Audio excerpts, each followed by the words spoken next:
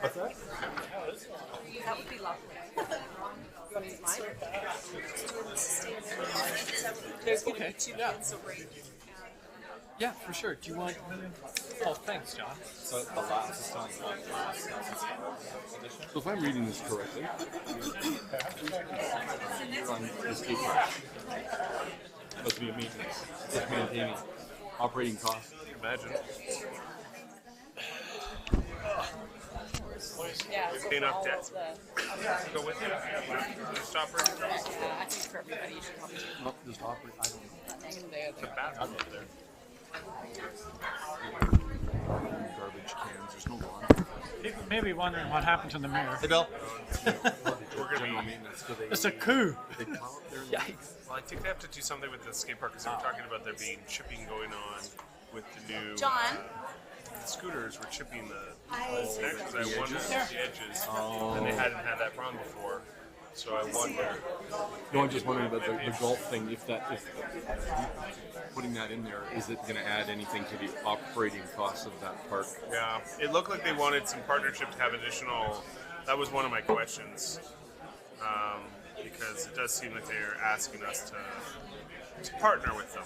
You know, partner with them. Yeah, and it was kind of vague, but it wasn't a big ask, was it? No, not really. Like they wanted basically. Oh, they wanted some help with the launch pads. Did they? Was that what it was? Oh, I think they were going to build all that, but like maintenance is what I Maintenance. thought it was. 'Cause Well, you're they gonna, said something about another garbage can yeah, or. yeah, you're gonna have to do that. I think it's. I don't know. The thing looks. It doesn't. I mean, you know what? I would be in favor of that. It's not like. I look at that and go, you know I mean, when you go up there now, it's this that's being done, right? This is just people just walk through there and Unbelievable. right. It's really You've unused. been in here before, eh? Recently. Full house, buddy. Not for. They got Don't a get pretty nervous good now. Loop here. I do it on the bike when Nick's at the skate park. Oh, okay. We've got a pretty good loop for the biking, and this seems like But they said that would have no impact. no, So- it wouldn't, because you're just worst happens to get hit in the side of the head with a frisbee. My part. Not the baddest, but it's not awful.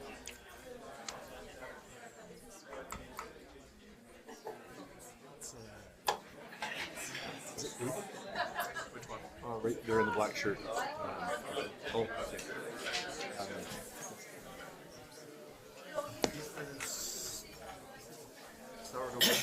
Yes. Yeah. Remember, boys, the sound can come on any second. Probably won't.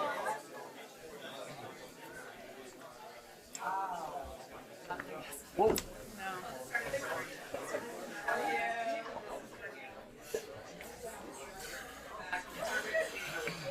Oh, thank you, sir. You were a waiter. I'm telling you, unbelievable. Vancouver? Yes. Where? Oh, wait a minute. No, let's see. Was it Vancouver? No. It's here.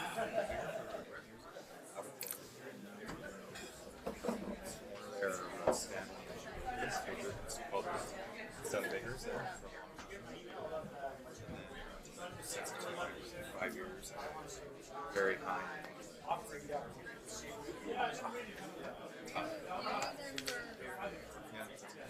How you doing, Bill? Very good. But we were the whole time we were there. We were like, No, I don't think so. Oh, 7 o'clock. might have to be careful, depending on what we're asking for, right? you're still a few minutes early, I think. Are we? Oh no. Yeah. Stupid thing. His glasses are terrible. Lady's not here yet. She will be shortly. Okay. So you might want to change that. Okay. That's the that's the delegation. I think First one. Just in case. she's not here, then we might flip it. But you got all the other boards ahead of that anyway. Okay. I'd like to call this meeting to order. I'm going to start by reading our Aboriginal Acknowledgement. We would like to acknowledge that the land on which we gather is the traditional territory of the Kootenay, the Sileiks, and the Sinaiks peoples, and is home to the Métis and many diverse Aboriginal persons. We honor their connection to the land and rivers and respect the importance of the environment to our strength as a community. Okay. Now with... What's that? Don't tell them why you're up there. Oh, yeah. So these are the Committee of the Whole meetings that happen once a month. And every Committee of the Whole meeting, the chair is taken by the acting mayor.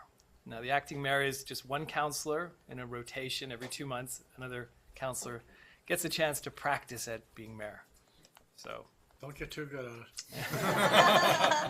Come on. so first I'd like to see if there's any late items. Do we have any late items? Nope. Having heard none, I'd like to adopt the agenda.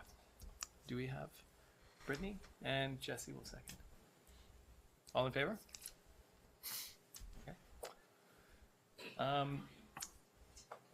Next, we're moving into the presentations of the Sustainability Leadership Awards. Now, I don't really have an introduction to the Sustainability Leadership Awards in front of me. Oh, actually, I do. There is, the agenda. yeah. You're right. Agenda. I should just call it up. Pardon me.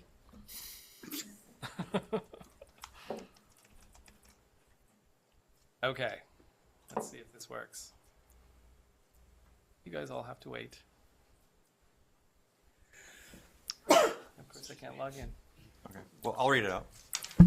Thanks, Jesse. So the awards are in 2014, Council approved the creation of a new Community Recognition Award program known as Sustainability Leadership Awards. In 2018 is the 5th year the Council has been granting these awards. Anything else important to say? So in accordance with the new Council policy, the Deputy Corporate Officer, in conjunction with the Council, administered the Sustainability Leadership Awards. This year, the Council identified 1 individual and 3 nonprofit organizations to receive this award. Each demonstrated the 5 principles of sustainability, including cultural strength, healthy neighborhoods, robust ecosystems, prosperity, and resilience. And so, should I just name off the, or do you want to just? I've got them here. Okay. Thanks, Jesse. Or Councillor Woodward. So the first Sustainability Leadership Award is being awarded to the Nelson and District Arts Council. Now, since 1969, the Nelson and District Arts Council has been providing artists in our region with support, exhibition, and educational opportunities. Over the last 3 years, the organization has focused its attention on providing fully accessible, barrier-free opportunities to all arts lovers and artists, whether that be through the Nelson International Mural Festival, the Rural Artists Support Weekend, or Art Walk. NDAC strives to create opportunities for Nelson residents and tourists alike to be exposed to and involved in arts and culture, which supports the City of Nelson's path to 2040 5 principles of sustainability. We have an award, so I think we have the NDAC representatives come up. Sydney?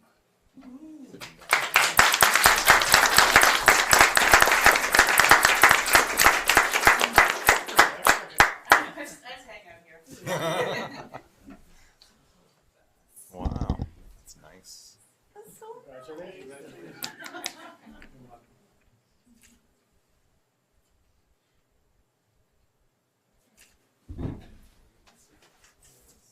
Chang Chang.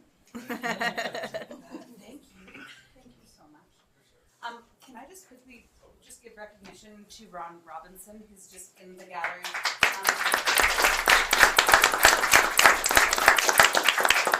The microphone. Oh, sorry. Oh, yeah. Ron was our president for many years, and he was one of the volunteers who has stuck with the Arts Council through thick and thin, and we are really only here because of his amazing efforts and because he's stuck with us. So thank you, Ron. This is for you, Ron. Thank you.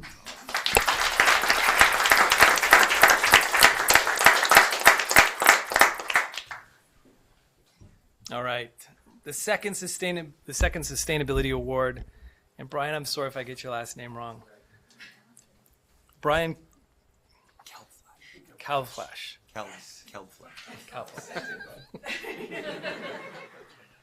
Now, Blue Night has served the arts community, including visual, performance, and music in Nelson for 5 years.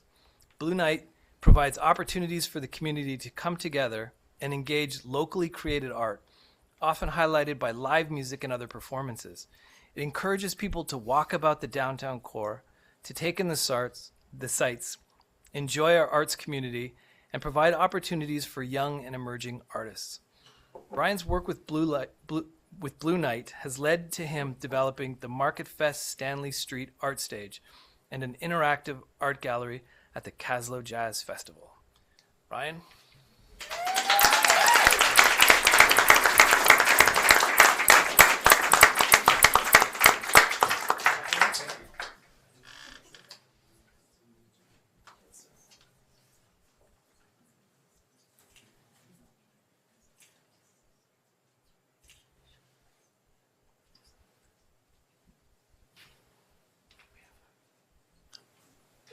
Thanks very much.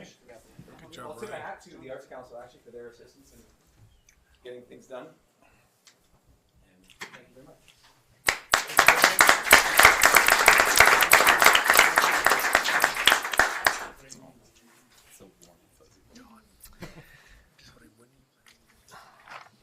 All right. The third Sustainability Award goes to the Citizens. Everything okay? It's all good. Okay.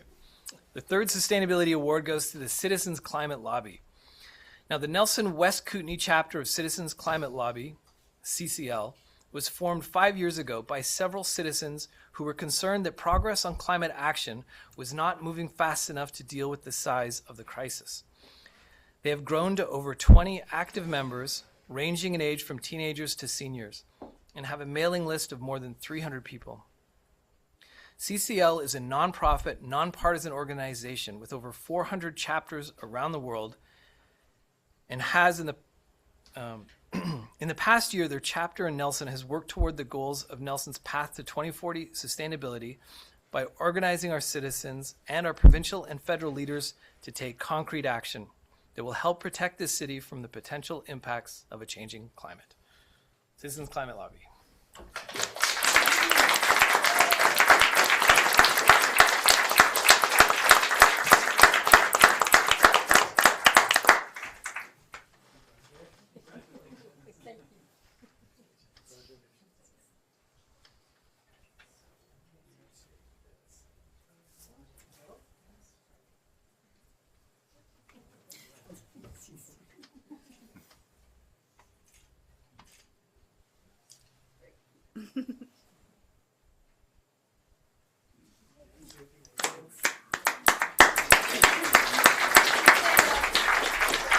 Thank you to all of our members who got us here.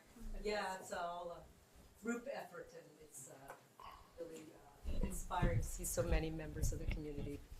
It's so inspiring to see so many members of our community working on this together with us. Thank you.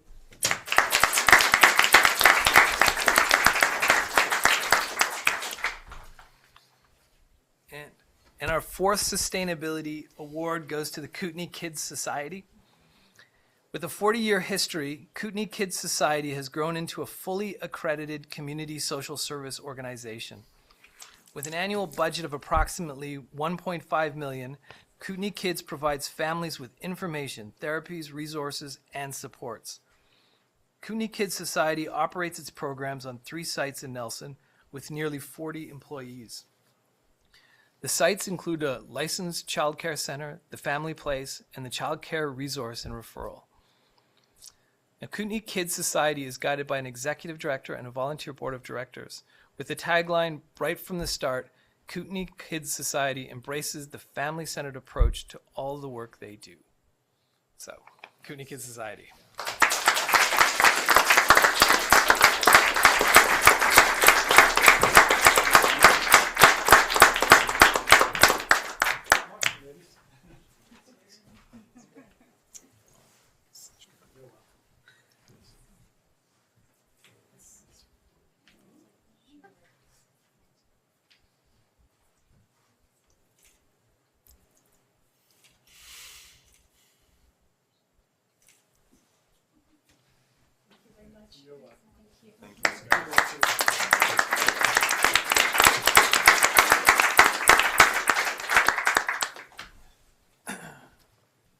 And I'm really pleased to acknowledge and present these beautiful Nelson books, actually, from Anne DeGrace and Steve Thornton, which everybody's getting.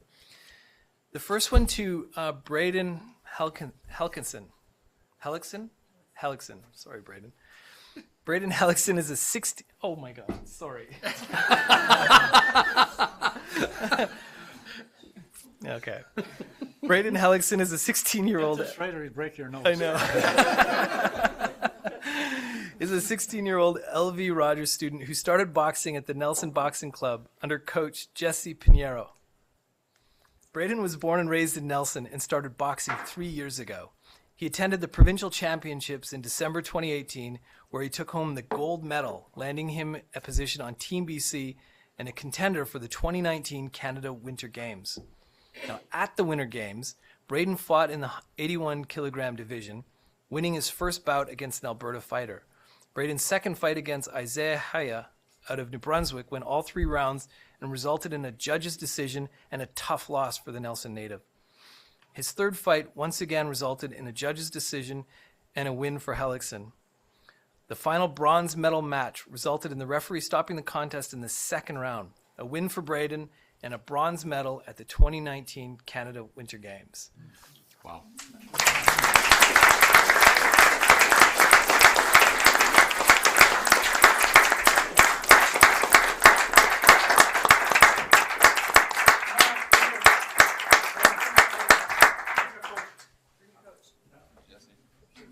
Team effort.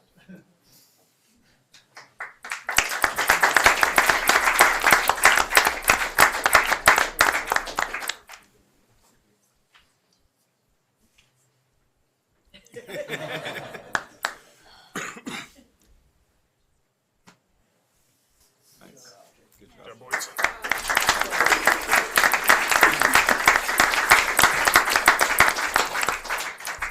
He doesn't look like his mother at all. He used to. All right. So the next person I want to introduce is Ian Walgren. Ian is the first Special Olympic speed skater from the East and West Kootenays. Ian started 9 years ago and has never looked back.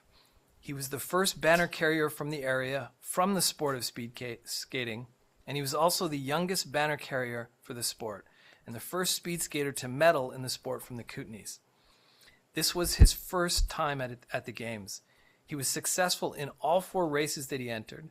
He medaled in the 222-meter race, and he also medaled in the 500-meter race with a bronze medal. Ian raced in 8 races over the 2-day event and had 7 personal best times. Impressive.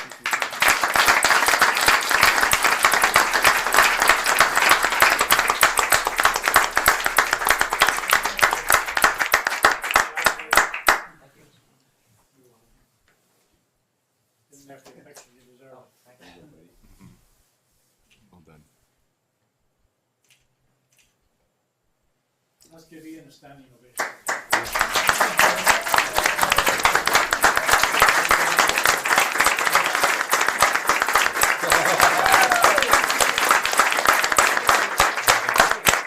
That's awesome.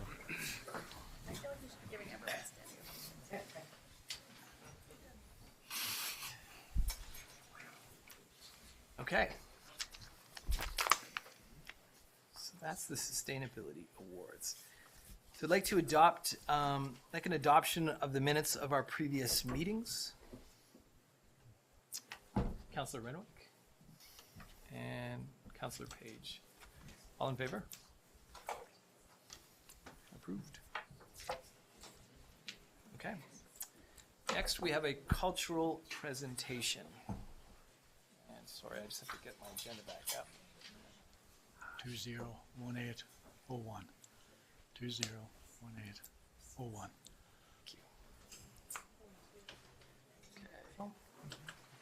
We have a cultural I don't think we have a cultural presentation, Yeah. actually. No.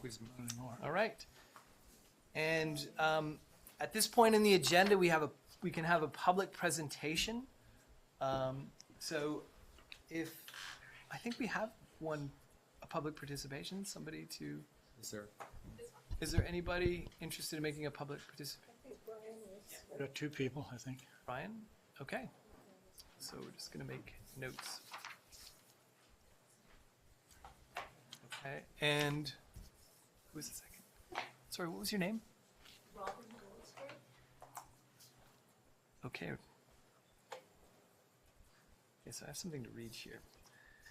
Okay, so City Council welcomes comments from the public on issues it is dealing with or on other issues of interest to the public.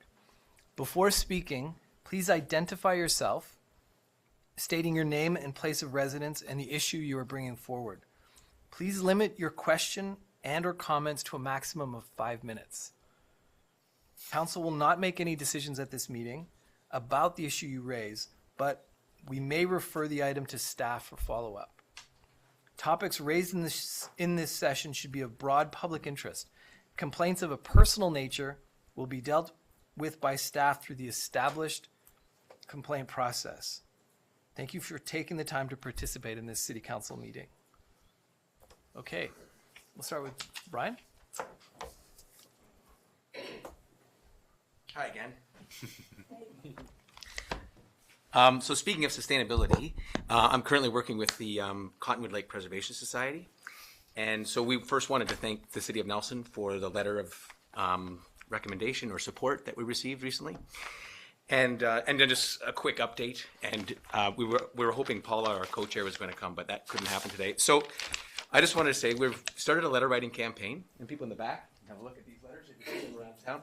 Really easy to fill out, but we've got about 300 of them here that we've scanned and we'll be sending to your inboxes in as inobtrusive a way as possible. And then we've got it's like more on the way. So we're going to try to raise at least as many votes as any of you got in the last municipal election.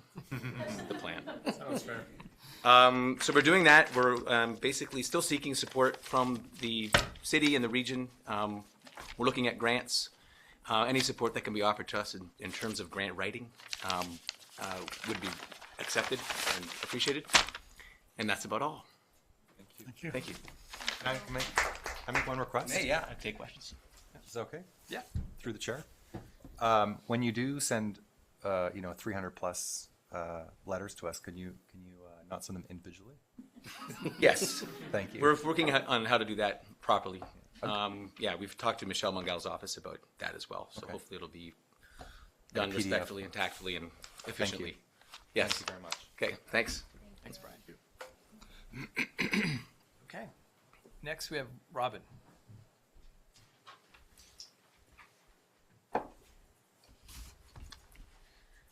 Hi there, my name's Robin Goldsbury. I live in Belfour. I'm a member of the Kootenay Columbia, and I'm here with a tremendous opportunity that has come our way. I wrote things down because I'm not that great of a public speaker, and this came a little as a surprise. I actually just sent a quick text off to John saying, hey, I have for years sat on the National Women's Commission, specifically the Policy Committee, and my constant little in the background, rural Canada, rural Kootenay, hey, what about the rural, and we've been squeaking away, and well, the opportunity has come forward. I'm going to read my notes, though, so I don't get all mixed up. Thank you. Rural Canada is facing some serious and complex issues, compounded by a dwindling population. We're now less than 20% of the Canadian population, and we have this huge land mass, specifically Kootenay Columbia EDA, which I am here representing with the Liberal Kootenay Columbia EDA federally. Urban migration, economic stagnation, limited technology, poor succession, reduced services, that's both public and private, housing issues, delivery of social services, climate change issues like wildfires and mudslides, transportation and barriers to federal government, they all threaten our amazing lifestyle. We love our location, our great outdoors, we love our communities, and that's why I'm here to ask for input into this very special opportunity. As I mentioned, I sit on the Policy Committee for the National Women's Commission, and our Kootenay Columbia EDA has been working diligently to ensure rural concerns are heard. We've been doing a lot of squeaking in the Women's Commission. We've had a lot of ongoing policy submissions overall and pushed for involvement in various Liberal government commissions and committees, specifically for rural involvement. The recent creation of the Ministry of Rural Economic Development was a result of strong lobbying on behalf of our membership. Ensuring infrastructure dollars for rural and small community projects has been another rallying point, and we have made a mandate of simple, ongoing reminders to the federal government of the policy impacts on rural and small community life, which are often very different than they are in the big urban centers, as you all well know. While that squeaking appears to have paid off, I was recently approached by the Women's Commission to develop a discussion paper on rural and small community concerns that will be brought to the Parliamentary Secretary and then directly to the new Minister of Rural Economic Affairs, that's Bernadette Jordan. I actually participated in a caucus with Bernadette last March in Halifax, and as a result, this new Ministry of Rural Economic Development came out of it, and we're really excited because we have their ear. My hope is to gather your concerns, your views on the opportunities and the challenges we're facing, solutions you may have on these problems and opportunities. Now, I'm going to be asking you for, like, what are your top 5? If you could talk to the federal government right now and say, these are the top 5 things our small community really, really needs some attention with, what is it? And so that's what I'm here asking from you. From what you have to say, and I'm approaching all around the Kootenay Columbia EDA, but from there, we're going to throw this paper together and let the government know where they should be turning their focus. Now, just so you know, broadband internet and cell service are already on the menu. Okay, so that one's there. However, expanding government service delivery through interactive platforms and technological platforms may be an issue you may think they need to work on. Infrastructure spending is also on the menu. It's already on the radar. But is it enough? Robin, 1 minute. Oh, I'm sorry. I'm almost done here. We know there's the Columbia Basin Trust renegotiation, drinking water, protecting watersheds, whatever. Just to conclude, I've got a bit more here, obviously, but time is of the essence. We know there's an election coming this fall, so now is the best time we have to bring these issues to the forefront.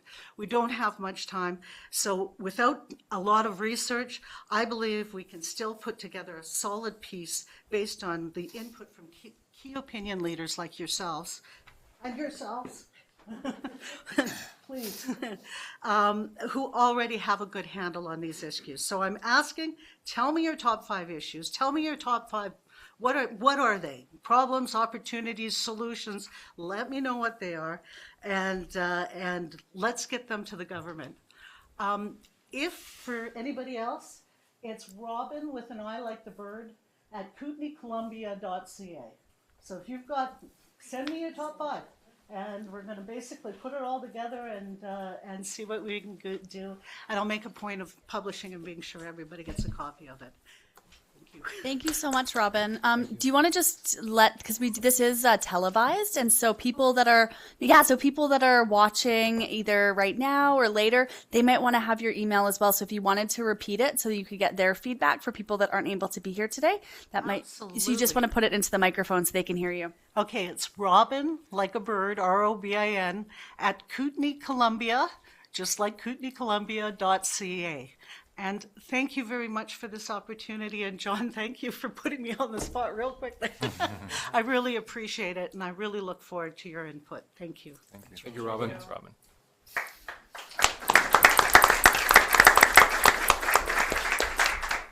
Okay, before we wrap up the public participation, is there anyone else that would like to make a presentation? Okay, I hear none. We'll move on to the next item on the agenda, which is our delegations. I think I'll skip the first one because I'm not sure if she's here yet. Oh, yeah? The active transportation? Okay, I'd like to invite up the West Kootenay Cycling Coalition to make a presentation. And, oh, hey. Am I ready? Yeah, you can go. Okay, just for, before you get started, we're gonna have 5 delegations to present, and there will be, if I'm not mistaken, what's the maximum amount of time? So I think we asked for 5, 10 minutes. Yeah. Okay, Yeah, the last delegations we did at 10 minutes and then 10 minutes of questions. Anna, how much time do you need? 7. Oh, great. Okay, floor is yours. Thanks. Hi, my name's Anna Lamyorski, and I'm here tonight representing the West Kootenay Cycling Coalition. Thank you for having me. In September 2018, a group of like-minded individuals formed a not-for-profit called the West Kootenay Cycling Coalition. We're just a group of people who would like to see active transportation made a priority in Nelson and the surrounding area. And lucky for you, our mandate is to help the City of Nelson implement its active transportation plan and vision. Tonight, I'm just going to give you a brief primer on active transport, the benefits of it, and why it's relevant to Nelson in 2019. And I'm going to conclude by just outlining 5 targets that we think are achievable today, are affordable, and will have a lasting impact in our community. So what is active transport? Well, loosely, as long as it's human-powered, it can be a variety of things and include multiple modes, such as using a wheelchair, a stroller, a skateboard, a bicycle, an electric bicycle, walking, etc. Variation, trip purpose varies depending on, or like any other mode of transportation.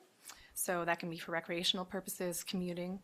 But in order for active transportation to be effective, it needs to involve a cohesive network that integrates all the different modes and takes into consideration the purpose of the trip for all different users, and links key facilities such as schools, hospitals, etc.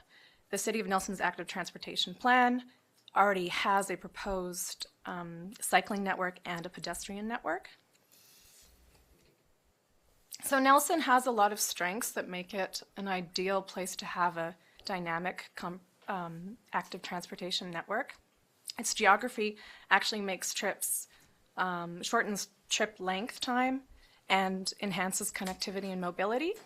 We already have several multi-use trails that are well maintained, like the Great Northern Rail Trail, lakeside trails, that could be incorporated into a broader and safer network. And Nelson is full of people who are very active and environmentally minded, and they already walk and cycle anyway, like my grandmother, for example. In the 2016 Canada Census, citizens of Nelson greatly outcompeted the rest of the province when they submitted the information on what mode they use to get around. So 31% of people in Nelson walk or bicycle, compared to 9% of British Columbians. Also from the 2016 census, information that shows that most of the people living in Nelson have a commute of less than 15 minutes, and 80% of people in Nelson live between 0 and 5 kilometers of their place of work. It's also worth mentioning electric bikes. Sales worldwide are increasing, and in some places outcompete the sale of actual bicycles. We know that in Nelson, at least 118 electric bikes were sold by local dealers to locals. It's a great solution to our steep terrain. People who live in uphill suddenly have an opportunity to bike to work using an electric bike. And it's also accessible to those who have difficulty affording a vehicle and the maintenance that involves, or senior citizens who are less confident with their driving ability and might lose their license, or people just looking for a fun and more environmentally friendly way to get around. So it's important to prioritize active transport. Not only is it healthy, it's good for the environment, it can create a safer and more accessible community, it's good for the economy, and the City of Nelson has already some tools at their disposal, and they've made some commitments that already push you in the direction of investing in active transport. So in 2017, The State of Public Health Canada report recognized the strong value of cycling, and it is tasking basically all communities, all levels of government, to come up with some concrete actions to improve the health of Canadians in their community. As with any other form of exercise, cycling has mental health benefits and reduces stress and anxiety for citizens and for employees, making them more reliable. And cyclists can also claim to live longer and healthier lives. Women who bike as little as 30 minutes a day have a significantly lower risk of getting breast cancer. And adolescents who cycle have a 50% lesser chance of being obese as adults. So we all know cycling is good for the environment. More bikes equals less cars equals less emissions. Also, streets who have designated bike paths on their street are less noisy and less congested and better for the people that live around those paths. And within cycling also lies the solution to one of Nelson's most contentious problems, parking. Less cars on the road equals more space for parking. Investing in cycling can also make your city safer and more accessible. Infrastructure and investment aside, research has shown, this diagram just illustrates that even if the number of bicycles increases in a community, it takes less cars off the road, and motorists also become more familiar with navigating around cyclists. So just an increase in cyclists, which we are probably going to see with electric bikes alone, will reduce the number of casualties and injuries.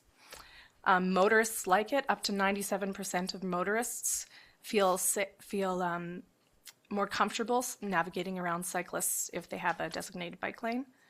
And as mentioned with electric bikes also, investing in cycling is investing in lower income households and people who have barriers to using other modes of transportation. Cycling is also good for the economy. Property values show to increase if they're within 50 meters of a bike path. Some studies have shown up to $8,000. A house can increase their value up to $8,000. It's business friendly. Contrary to what a lot of business owners think, bicyclists tend to visit a shop or restaurant more frequently and purchase more every month and overall. And some businesses provide bike parking or incentives on a certain day of the week to invite cyclists in. And then we have a local cycling industry that employs at least 25 people year-round, and they provide essential services to individuals with bikes locally and to tourists as well. And there are also a number of events that pass through this community that do contribute to the economy through retail and hotel stays and restaurants that probably go unnoticed and unmonitored. So these are just a few commitments that you have made or some tools you have at your disposal that will help you with implementing active transportation initiatives. At the All Candidates meeting this fall, there was a resolution passed to start to implement the active transportation plan. I understand that a portion of the parking amnesty fund in December was set aside for an active transport project. You've committed to reducing greenhouse gas emissions through the Renewable Kootenay's pledge. Your official community plan, this aligns with the sustainability path to 4040 and the sustainable waterfront and downtown master plan. And then your existing active transportation plan, which was funded, one of 14 communities, Nelson was one of 14 communities to receive the funding for this plan. It was around $24,000 that funded this plan.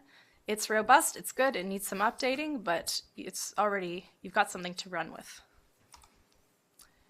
So maybe you didn't need much convincing, but hopefully I helped to convince you a little more to implement active transportation to improve it in this community. But to make your jobs a little bit easier, we've come up with 5 things that we think we can work together on to start making active transport better in Nelson today. So one is to update the existing plan. Direct city staff to explore the plan, see if there's parts that are still relevant or not, and specifically to keep it in mind for any short, medium, or long-term construction and building projects that are going to happen in this community. Number 2, come up with one or several cycling infrastructure projects for the Bike BC's round of funding in 2020. Bike BC is a substantial provincially founded pot of money that will fund up to 75% of an infrastructure project for a community with a population of less than 15,000 people. And I provided a link for all the projects they funded. It's really great. Promote a designated commuter cycle route. This is, I think, kind of a simple ask. The plan already has some proposed routes, and I know that there are certain areas in this community that are prioritized for snow clearing and shoulder sweeping. Speed control would be another thing, but try to come up with a designated cycle route and broadcast it to the community, and they can have confidence that it's going to be in a certain condition and it'll be safe for them, and motorists will also know that it'll be safe for them. The City of Vancouver has this awesome little pocket-sized cycle map guide. It's like an accordion. I can give you one later if you like. The Participation Community Better Challenge. This spring, the City of Nelson has an opportunity to enter a contest to win $150,000 to use towards an active transport project. This is a fun contest where community members download an app, and then for a 2-week period in the spring, it tracks all of your active hours, and they judge you on a per capita basis. And then they also have 5 regional $20,000 prizes. And the fifth thing is we are a new and energetic not-for-profit, and we are your friend. We would love to help you implement these and any other active transport initiatives that you come up with in any way. So thank you for your time. On behalf of my daughter and other future cyclists, we'd like to thank you.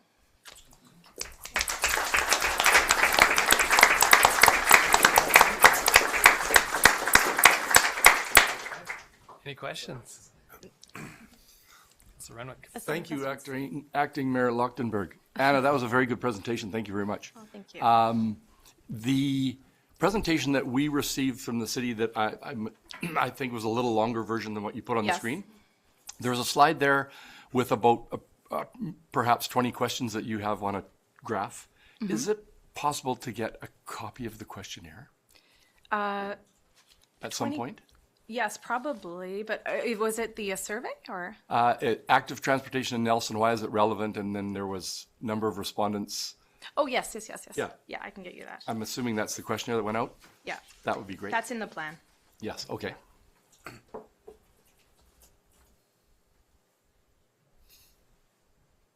Any other questions? Yeah, Councilor Woodward. So, thank you very much. That was a great presentation.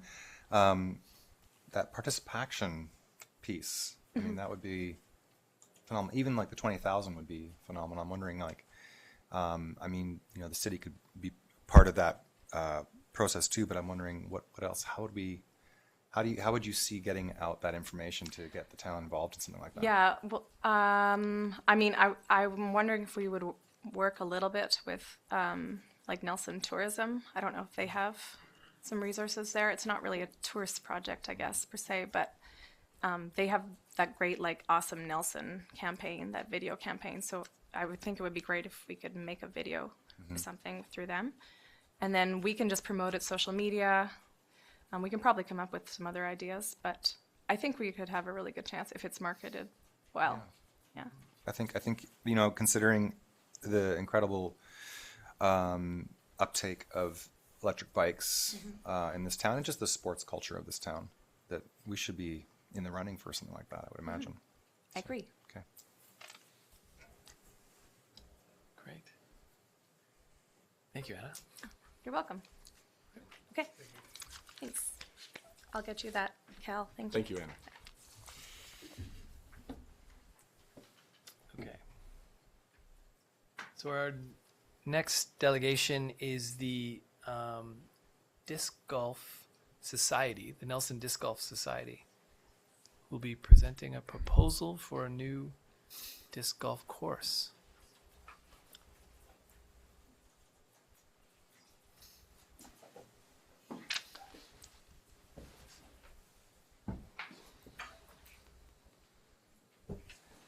Hello. Is it possible, does my slideshow come up onto here? Okay, excellent.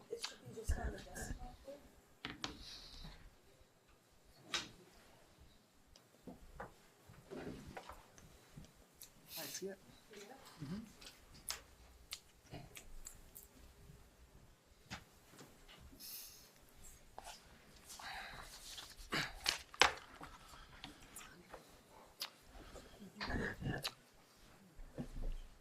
Hello, Mayor Dooley, members of the Nelson City Council, city administration staff, and members of the public.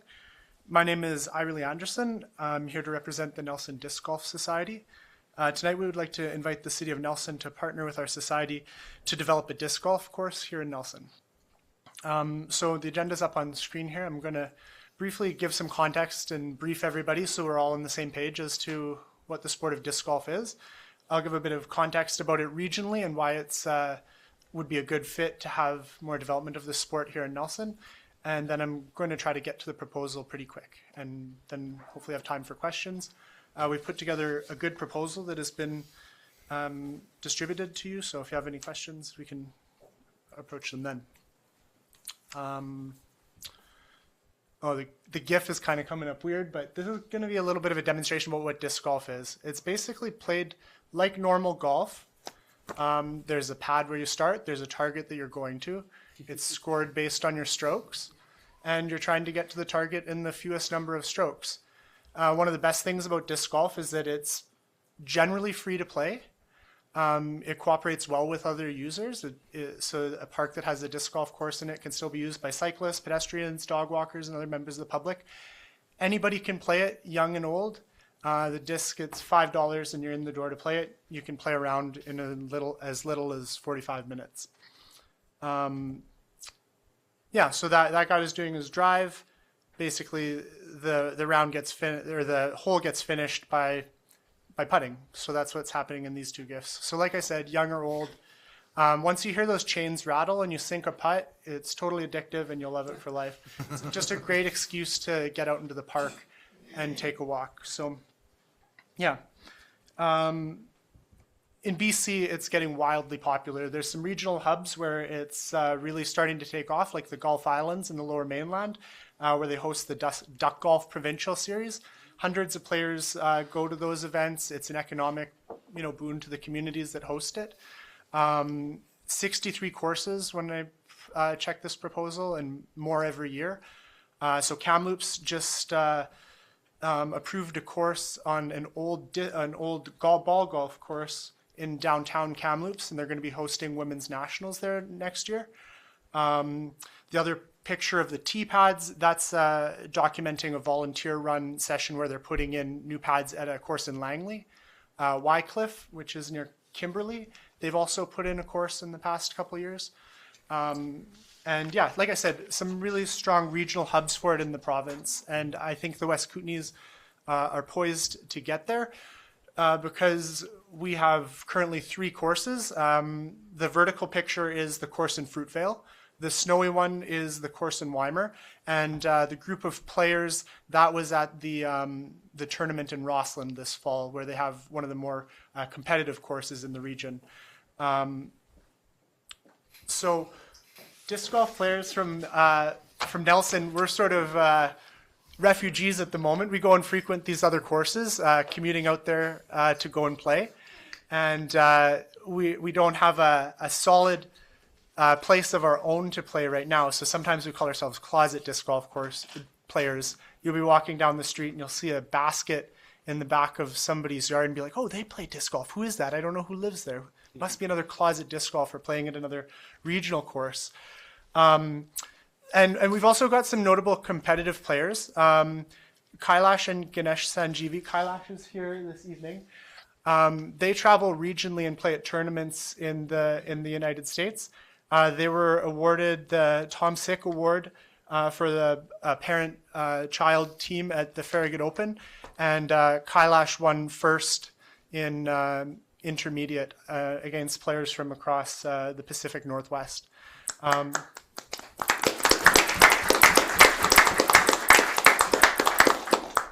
Another player who's called Nelson home was Evan Spur. In the Pro Open, he got second in Quebec Provincials.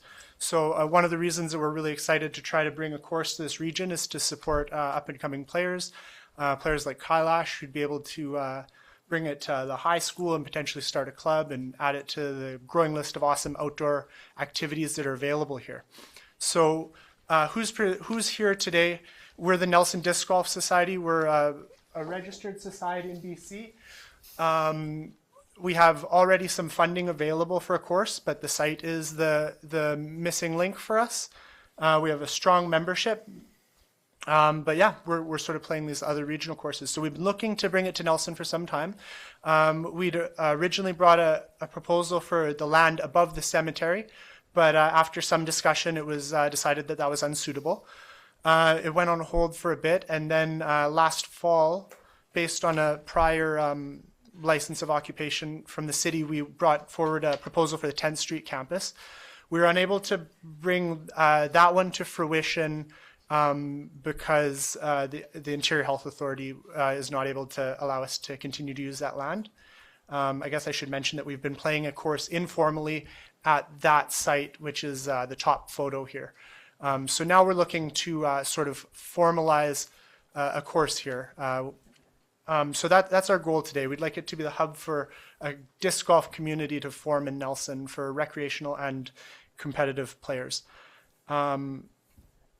So we talked to Craig Stanley, the supervisor of Parks and Public Works with the city, and said, hey, is there anywhere that would work? We're looking for anything that we could kind of start to explore. So he identified Art Gibbons as potentially the only site that would work, and we think it's a great site. It's a great landscape for it. There's other users that we think that we could coexist very well with. There's a bike park there now and a skate park, and I understand that a playground is in development, but generally the wooded area that would be suitable for disc golf is not being used by those users. And it presents great terrain for a 9-hole course that would be playable by players of all skills and all ages. Another benefit of that site is that it's high visibility, which would offer us the opportunity to develop a very safe course where there'd be no blind spots and would very much absolutely minimize the risk of any disc problems. So we've gone through a bit of a design for that site, and as I've mentioned, safety has been foremost. I mentioned that it's family level. Is that what we're going for? Because strategically, as a club, we want to grow the community here and have this accessible to a wide variety of players, and that site is very suitable for that. So we already have some funding available. We've got a lot of volunteer, I don't know how to state this. We've got tons of volunteer support. We've got pledges in for further cash funding. We're very, very confident that that won't be a problem. It's just finding the appropriate site and dealing with the stakeholders and making sure that we can come up with something that works with everyone. So our ask tonight is very simple. We just want to partner with you to look at this opportunity and see if this is something that we could move forward on. And we want to know what we can do to reach out to other users of that park and to come up with a working proposal that we can move forward on. We've written a proposal we're really proud of, and we tried to address everything, but we're willing to just go back to it and work with you on it. Right now, as far as the division of responsibilities for it, the way we thought it might happen would be that we have funding to provide all of the materials, the baskets, the concrete for the tee pads, as well as the expertise for the design and leading the construction. And then the City of Nelson's responsibility would be helping us with that planning process and continuing the maintenance activities that are already conducted there, like removing garbage and things like that from the cans, of course. And we've addressed all of these things in more detail in the proposal.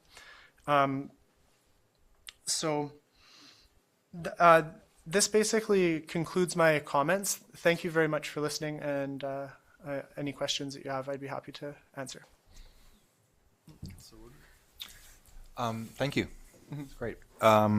So just to clarify, so you're saying that you have funding that you need for the 9-hole here. So you're looking for essentially a partnership with the city on management of the space. Yes, we would like to, I guess, have permission to go forward and develop it there.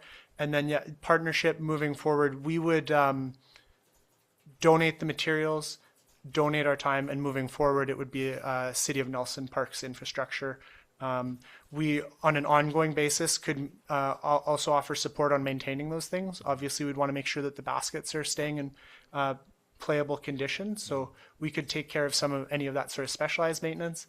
But as far as we're concerned, once it's in, it could be a donation from our society to the City of Nelson. So, yeah. I remember when it was up at the 10th Street campus, you did have, I think actually they were kind of homemade wickets. So, but you're thinking you'd actually have to be purchasing new wickets. I don't know how to call Yes, this is the Disc Catcher Pro basket. They're about $500 a piece. We put together a detailed budget so we know how much it's going to cost to purchase these materials. And they're basically installed into the ground on a removable platform. So if there was ever another activity that had to happen there, they can be removed temporarily or removed for service. So we'd like to put, those are the standard for competition, and they're extremely fun to play on. So for a permanent course, we'd like to make that investment. Thank you. That's the page.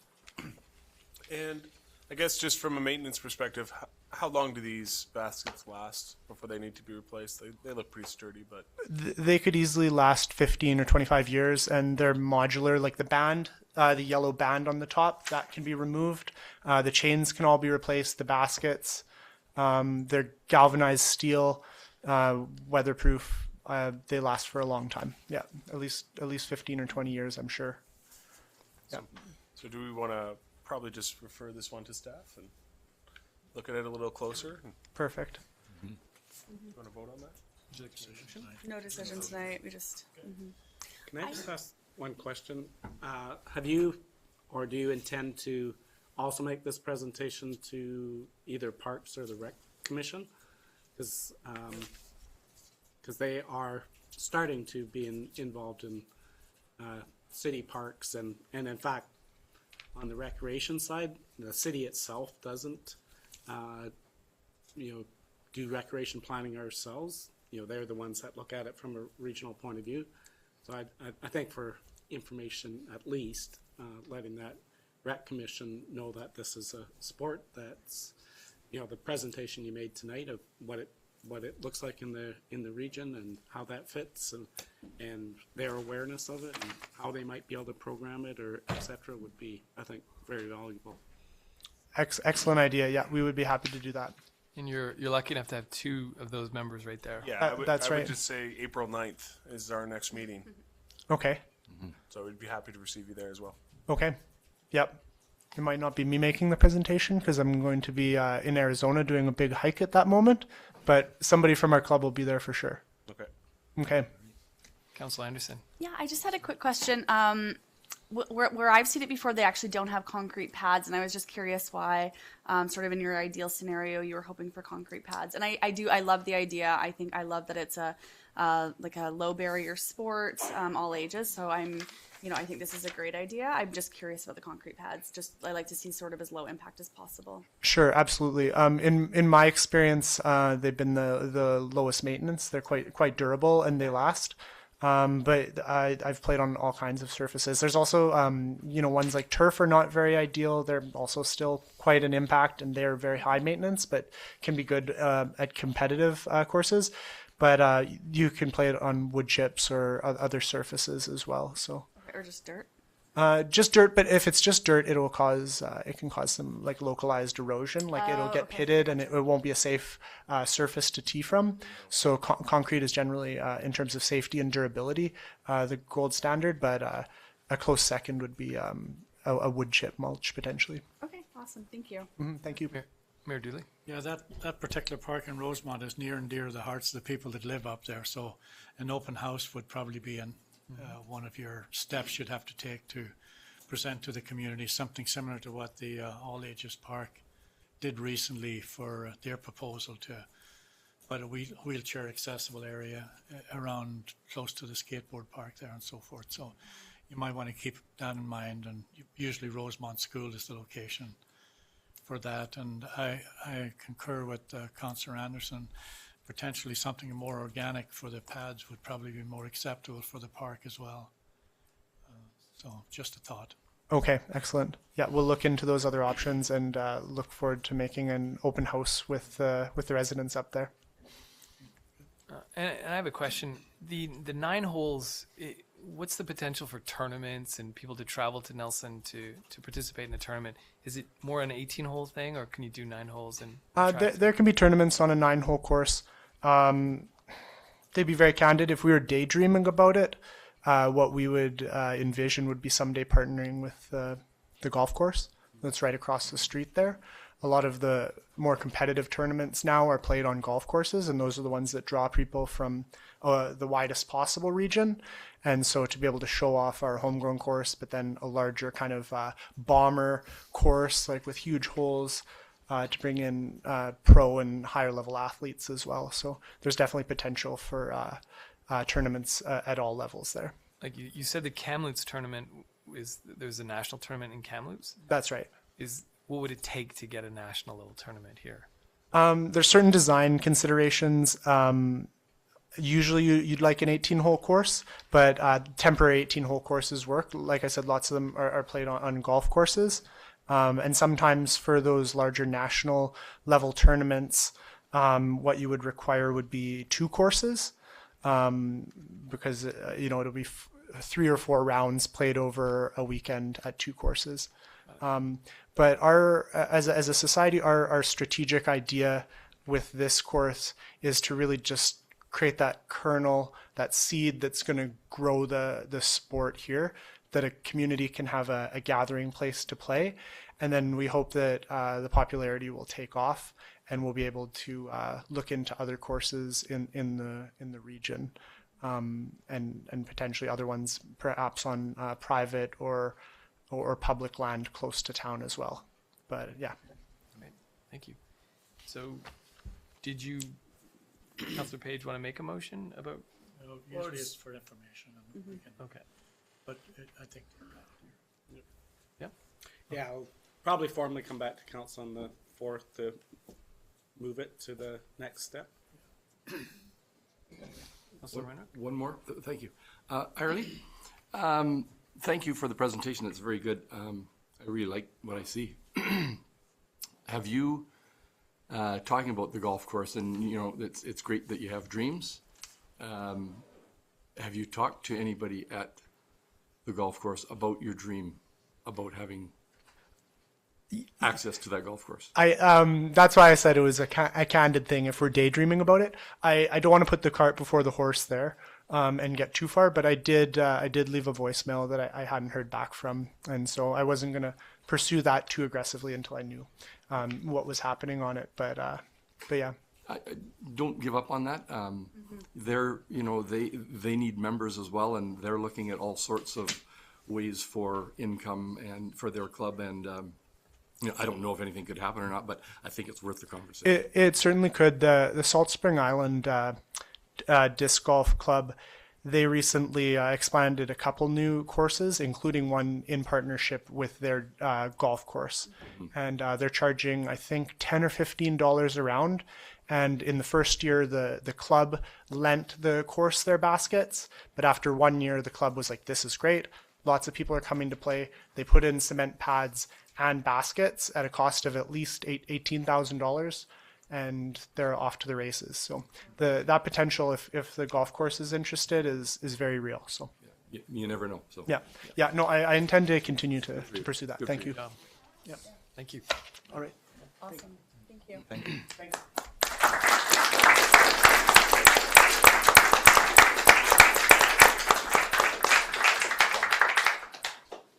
Okay. Okay, so our next delegation is David White from Wildsafe BC. He's going to be presenting an update on Wildsafe BC activities. Hello there. Let's see if I can find my thing here.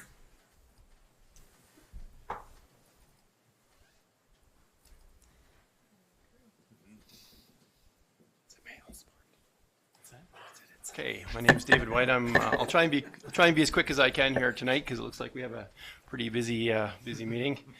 Some of you may know me already. Many of you probably don't because last time I did a presentation here was late summer, and I think the council has almost entirely changed, plus the mayor. So Jesse knows me as part of some of the work I do at one of his markets there, usually on a Saturday at Cottonwood. So Wildsafe BC is an organization that is largely funded through the Conservation Officer Service and other partnering organizations such as Columbia Basin Trust and RDCK. And for the last 2 years, the City of Nelson has contributed to the program. So I'd like to thank the city for contributing to the program for the 2018 and the 2019 coming season here. So what I'll do is in my presentation here, I'll try to discuss what I kind of do, just so some of you here who don't know who I am or what I do, give you kind of an idea of what Wildsafe BC is all about. Wildsafe BC is province-wide, so we have coordinators in many communities across the province, and our main goal is to reduce conflict with wildlife in communities. So one of the programs I do, I have an educational program with the schools. I go into the schools. I think I did over 50 presentations last year at schools and at the park, and also some of the camps in the town here, also Forest Path, Malin's program. So I basically, if somebody asks me to come and do a presentation, I just say yes. I never say no. And also we have our brochures. So many of you might have heard of our previous organization. It was called Bear Aware, but as you can see from our brochures, we've branched out from that, and you'll be happy to know we even have a rat brochure. So I brought one here for everybody one for each of the councillors to have a look at. I brought the more interesting one, the grizzly bear here, which is also new last year. And so I try and distribute these widely, visitor centers, forestry centers, through many different organizations and stores and retail outlets throughout the area. Oh, and I should say that my area of operations is area E and F. So the coordinators go through RDCK zones, to determine where our area of operations are. So I'm basically, Nelson takes up much of my time, but I am responsible from Balfour to Bonington, and from Nelson down to about Hull Siding, I think is about the border of my area there. We have a combination of kind of proactive and reactive activities that we do. One of the reactive ones, of course, is door-to-door campaigns. I'll talk about one of my door-to-door campaigns regarding rats in a moment here, but this year was taken up largely with cougars. You can see my cougar brochure on the door there. We had quite an active year with cougars this year in the Nelson area. And this is often driven, either I kind of determine there's an issue just from calls I'm getting, or I'll be directed to an area by the conservation officers. So they'll ask me to go into an area that they're having a lot of problems with animals that are killing. This year we had a lot of chickens and cats and dogs that were killed by cougars. We also have markets, booths at markets. So this was at the Canada Day. Every year we do the Canada Day, or I do Cottonwood Market. I think I did Balfour and Balfour and where else did I go last year? Oh, Harrop. And we also did one last year in at the college for the kind of the activity day there they had at the college for the students. We also have a bear spray training. I kind of have a very close relationship actually with some of the stores here in town, especially Valhalla Pure, which I try to train their staff in the use of bear spray so that when they sell bear spray onto customers, then they can give the best information they can, rather than just say, here's your bear spray and off you go. They can actually tell people how they should properly use their bear spray.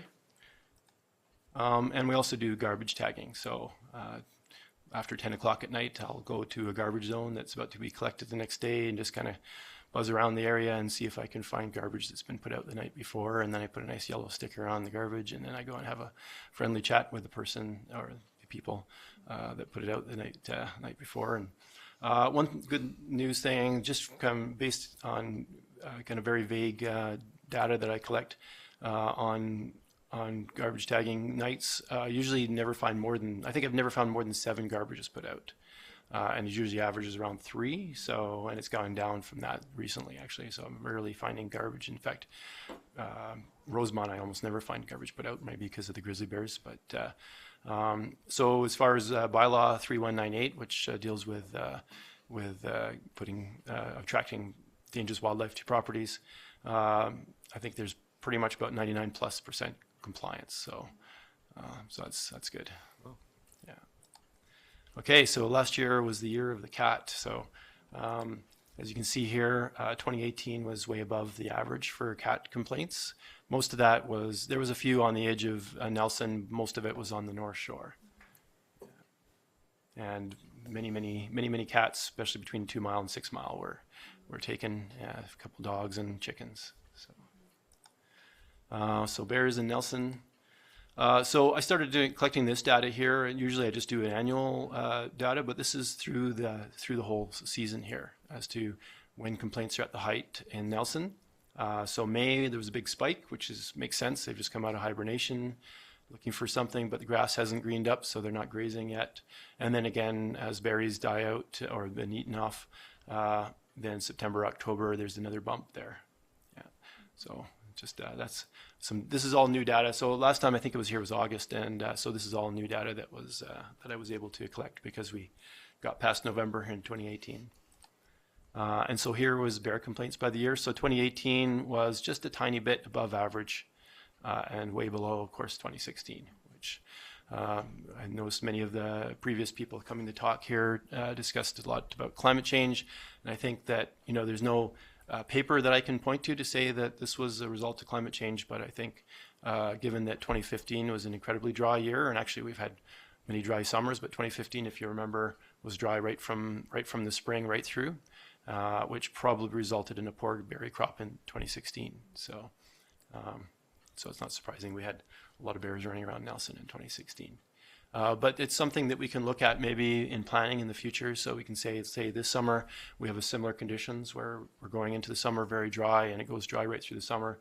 We can plan on having a very busy bear year in the following season possibly. So from information from bear complaints I've collected, I find about 68% of bear complaints are garbage related. The city has done a lot of great work in installing bear-resistant containers. I think 12 have been installed in parks, and that's on top of the ones that were in the new park developments like Fairview and the skate park. So I think we have probably close to 20 now bear-resistant garbage containers throughout the city, which is really good.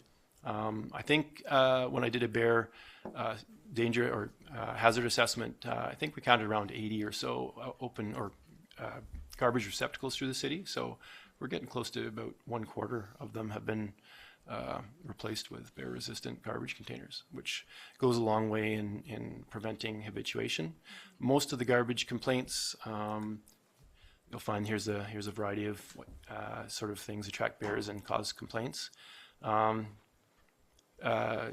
find most of them are on private properties now. And also, even when we have open garbages, the city has done a good job in making sure they have a regular schedule and emptying garbages. So garbages are usually emptied before the evening, even if they're not bear resistant, which really helps. Yeah. So this was one issue that I have is with waste management. I've been really working hard trying to see, but the problem with waste management is such a massive company that it's really hard to get any traction with them or get them to even call me back. So this was an incident that happened early in the season. And it shows you kind of like how, you had a secure garbage at one point, but then there was a problem with maintenance. They didn't like lifting heavy metal lids, and they complained, and then the union forwarded the complaint to the school board, and the school board asked the waste management to put plastic lids back on, and immediately bears started accessing the garbage, especially at the high school. You can imagine all the good food in the garbage from the high school. And so this actually this played a part in resulting in the death of 2 bears. So 2 bears had to be destroyed because they started feeding on the garbage from the high school, and then they started causing a nuisance up and down 6th Street there. And so 2 bears were destroyed as a result. So it shows you, what, if things are not done properly, what can happen. A lot of people had a lot of damaged property too. So it's not just the death of the bears, but a lot of people's properties, doors were broken, barbecues damaged and turned over, and, other damage that bears can do. And so this is something I'm trying to work on going in. Maybe the city can help me with this. But so here's some of the waste management bins. This one is better. Of course, this is the one that the school had before. And actually, this is the one that now the school's gone back to. So, but there are other ones which are better that Waste Management has. And it's driven by customer requests. So if a customer asks for a bin to be, more bear resistant, then they will put it in. And especially if the customer has a regular schedule, like is a good, on their high volume delivery or pickup thing, they can do that for free actually for a customer or for a small fee. So, but something the city might want to look at, talking to Waste Management about this, because even though the city is doing a good job and even private citizens are trying hard, but if Waste Management doesn't implement policies, at least in advising people, if somebody comes up and says, we want our bin replaced with a plastic lid, they should maybe have a policy where they talk to the person and say, well, maybe it's not a good idea getting the plastic lid because, you're going to start having bear issues. And then they do have this model, which is completely bear resistant, I'd say. You can see that this one's got dented, and this is up at Mary's Hall. You can see a bear's worked on it, but and this lid needs to be replaced or fixed. But when it's brand new in good shape, it's pretty bear resistant. I mean, it's got the bear bar and it's got self-sealing hatches, and ideally, I mean, every waste management bin in town should be this one, really. It's actually a pretty good bin because instead of having to lift one big heavy lid, you just have to lift a smaller hatch. So, yeah. And I won't get into story here, but I had a quick story about this actually. We were having a lot of problems with, like the conservation officers told me to go up and talk to the student residents because they were having bear issues. And I went up there, and the problem was that students were putting their garbage into this bin themselves. And so I just talked to them. I said, well, why don't you have them put it into a bin inside the residence and then have your maintenance guy put it into this unit. That way he knows that the lids are being properly sealed. And then that completely solved it. So sometimes when we have bear problems, just a very simple solution can make a big difference in preventing bears from becoming habituated.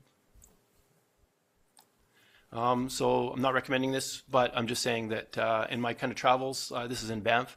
Here is a very nice looking downtown type waste receptacle, which is certified bear resistant. So if the city's looking at some point in time to put bear resistant containers on Baker Street, this is kind of, the other ones are a bit more industrial that we put into the parks, but in a downtown area, this is just as bear resistant as the big brown units that we put in parks. And the IGBC certification, that's IGBC is an organization out of Montana that tests and certifies equipment for bear resistance. So a unit like this would have to go into an enclosure with a grizzly bear. And this is not a grizzly bear that just has come upon something. This is a professional grizzly bear that all he does is test these units. Yeah, and it has to survive. It has to survive up to an hour in that container. So whenever the city is purchasing, and the units that you guys have been buying are IGBC certified. And this is the same company actually. But whenever you're looking at units, always look for an IGBC certification number. It's that it's time in the enclosure with the grizzly. Yeah, and this is just an interesting one. I'm not saying the city should do this, but this is Canmore has waste receptacle units that are bear resistant that people just deposit themselves. So you might have one of these units for 10 or 20 homes or something like that. And people just put the garbage in there themselves. So there's no, a collection can be whenever the city chooses, I guess. You don't have to do it. So I know there's been a lot of complaints about the 2-week collection thing from residents. This would solve that, but of course, Canmore is a little flatter than Nelson, so it may be hard for you guys to find spots to put something like this. But it's just something I wanted to bring up to the council just to let you know that there is communities out there that are doing this sort of thing. Okay, rats in Nelson. So about midsummer, around July, I got my first complaint that there was rats. It happened around Gordon and I think 2nd or 3rd Street was where they kind of began. And I immediately canvassed the area to establish, who were having problems with rats. And it was very, very localized at that time. When I got about 2 blocks away, like people didn't even know what I was talking about. And so these rats are Rattus rattus, which is the roof rat, or the black rat, which is the rat that is pretty common through most cities. There's usually 2 species. There's the Norwegian, or the rat, and the black rat, or the roof rat, which inhabit cities. It's quite amazing that Nelson actually has avoided having rats until now. Creston has had rats for quite some time, and of course Vancouver's had rats since the 1800s. So it's just amazing that none have made it here until now. I don't have any. Some lady said that in 2017 they had one that she had identified as a rattus, the Norwegian rat, and that was caught around Gyro. But I have not seen any. All the photos that have been shown to me are all black rats. So I don't know if we do have both rats. So at this point in time, I'm assuming we just have the black rat, because I haven't had any more identifications of the Norwegian rat. What I did is I corrected all the data, like people calling in, making complaints or asking me for help. I kind of put down their location, and then I kind of created a little map here to show you kind of where the complaints are so far. Of course, there's people that might not have called me, so I don't know if they're, but it does seem that it started in Fairview and it's starting to spread, and they're getting them now. I think Wholesale Foods and what's the other food place here? Save-On Foods, yeah. And I did notice that actually Wholesale Foods now has a bait station there outside. If you guys like a bait station, like a poison bait station.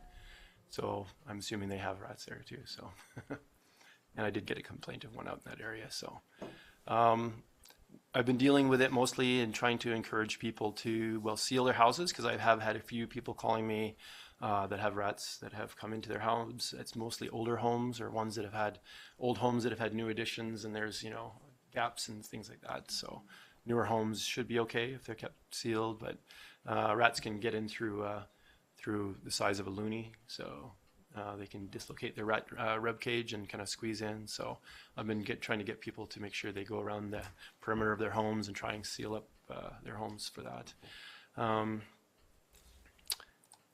The audience is just squirming behind you, by the way. Are they? Yeah. Well, most people learn to live with rats, but there's a way of mitigating that. And so we'll talk about skunks now. Rats, skunks, bears, raccoons. There's the crossover with all those species. And food, shelter, water. Those are all the things that all animals need on Earth. What I'm finding is that with skunks especially, shelter is the biggest factor. So there's always food for skunks, because they can usually either find, they'll feed on worms and grubs and stuff on lawns, or fruit, or a native species. They'll even eat mice. So if shelter is dealt with, then you're only going to have incidental skunk issues. You're not going to have like resident skunks. So you're not going to have a constant interaction. So here's an examples of skunk attractants in the city. So this is on 3rd Street.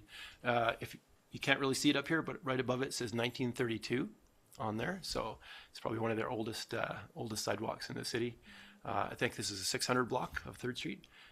So I guess a little bit of it has caved away at the bottom here, and a family of skunks was living in it in the summer. So they don't need a whole lot. This is on Latimer Street. So that's a perfect little spot for them to make a home in. Tall grass, unkempt grass is really great for them, because they can, move between locations without being spotted. So they kind of like that. Jumbles of crap on properties. And composters that are not well sealed. So I had one lady, she called me saying, she has lots of skunk problems. So I went to her property and she had a composter, and it was kind of tall on the sides but very low on the front, and she had a big watermelon sitting there, and you know, it looked like it didn't even look like it was bad. Plus she had a deck that was very low, and so they had the shelter and they had the food source. And then I said, all they need is water, and she said, oh, my neighbor has a pond. So so if people, you know, if people take action, like I think composters are okay, but as long as they're sealable so that the animals can't access them freely. This one, obviously, you could just kind of poke its little head through there and nibble on whatever's in there. Or also composters will attract mice, which then provide food for skunks as well. So we need to try and get people to control how they compost in the city. So for both bears, skunks, rats now, and raccoons.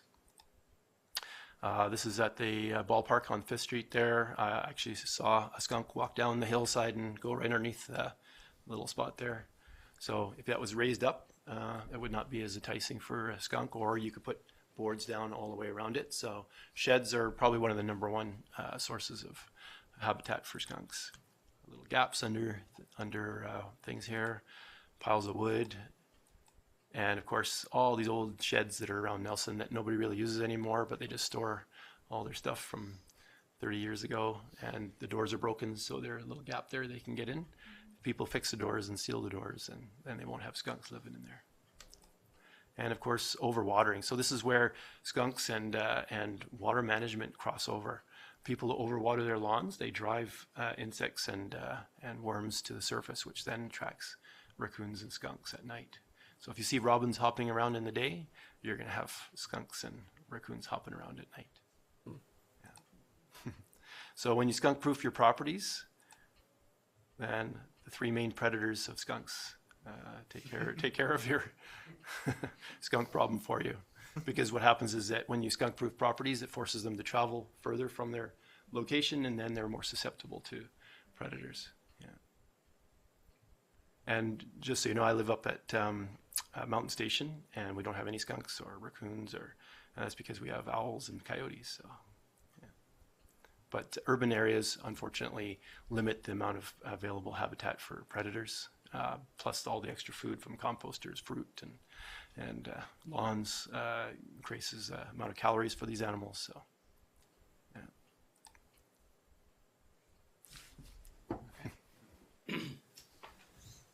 Thank you. Do you have any questions?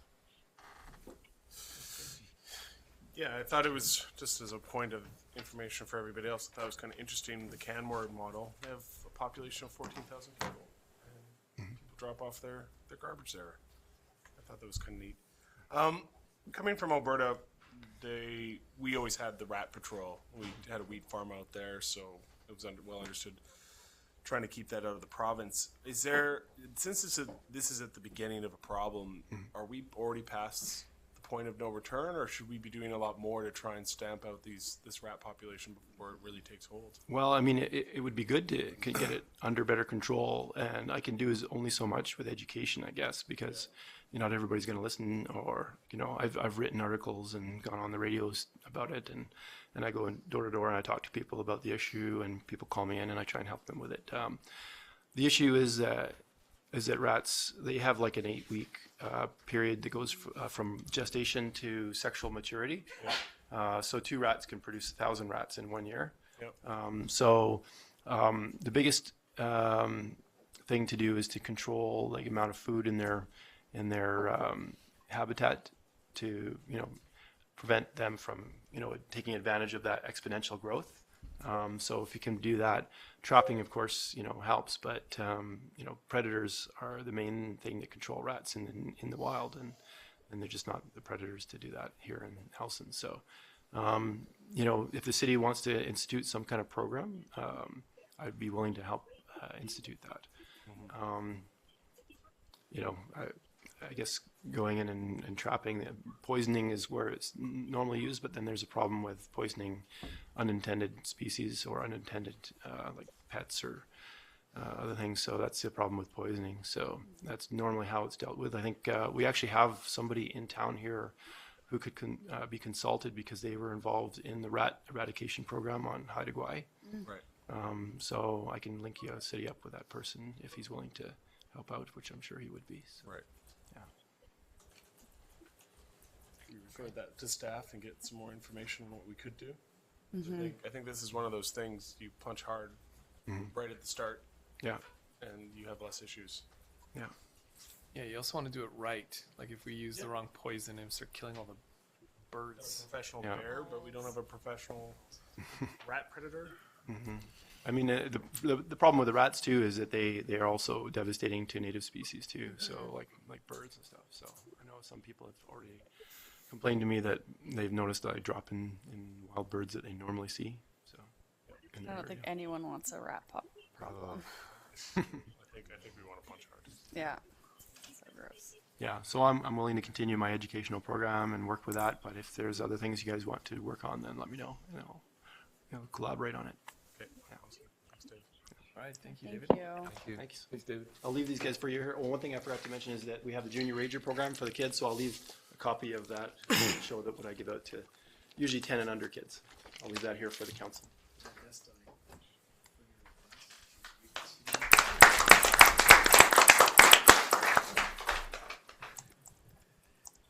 Okay, we have the next delegation is Dave Lamprin and Amy Amberson.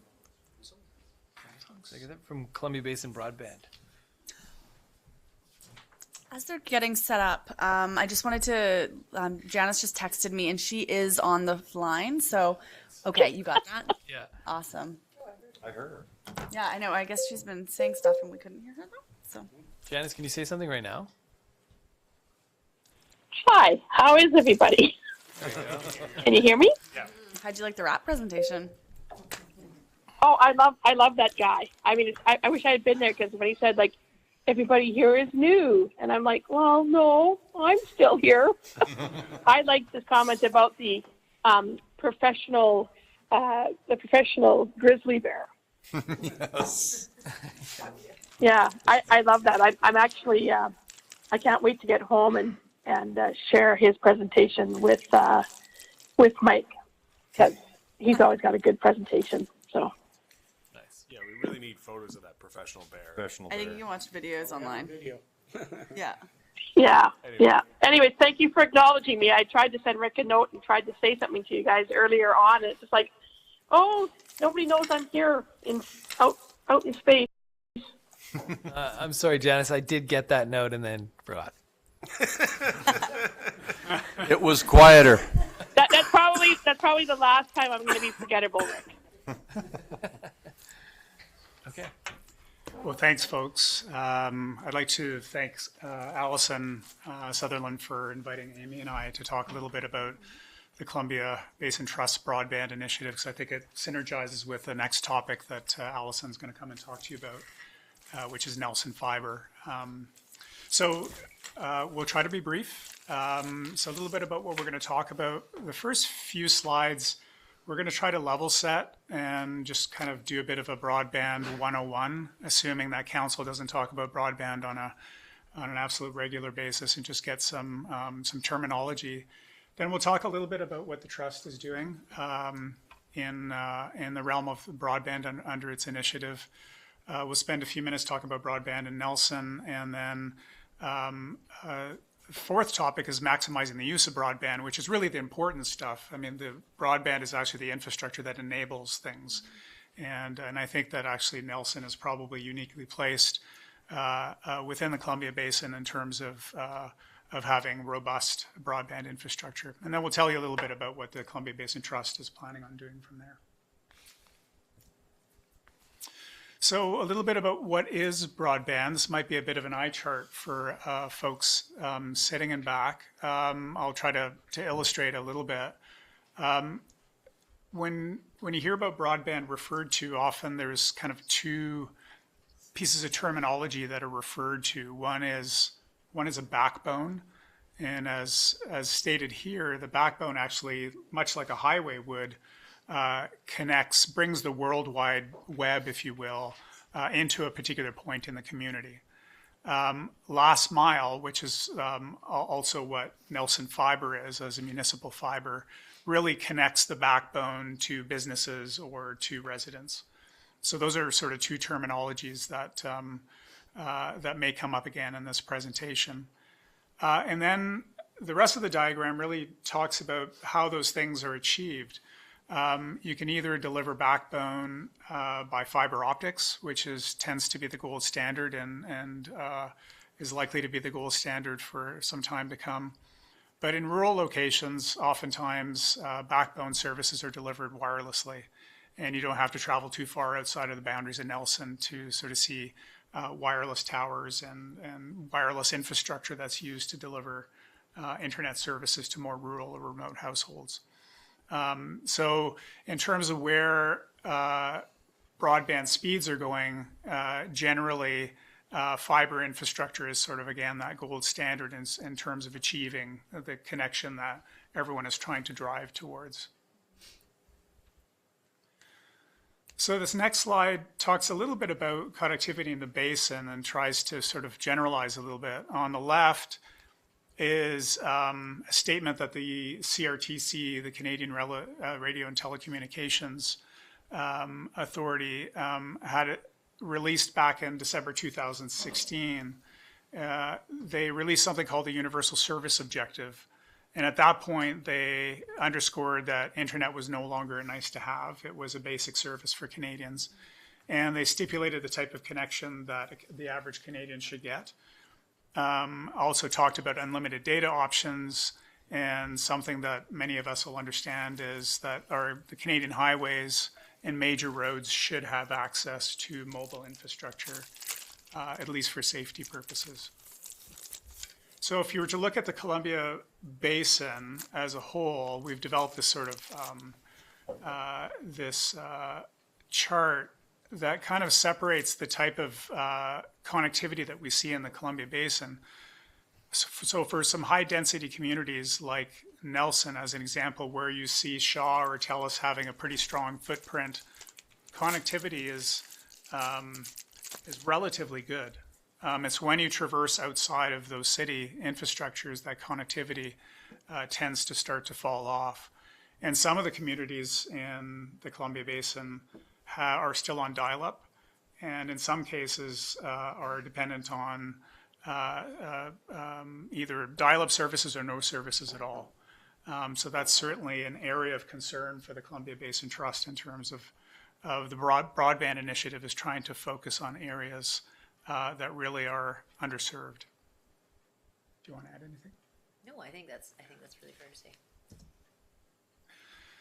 So a little bit about the Trust Broadband Initiative, and maybe something that's not pointed out in this particular slide is, how the Trust comes up with its objectives. And the Trust periodically goes out to residents and canvasses residents. And for the better part of the last 10 years, residents in the basin have told us that broadband is extremely important to them.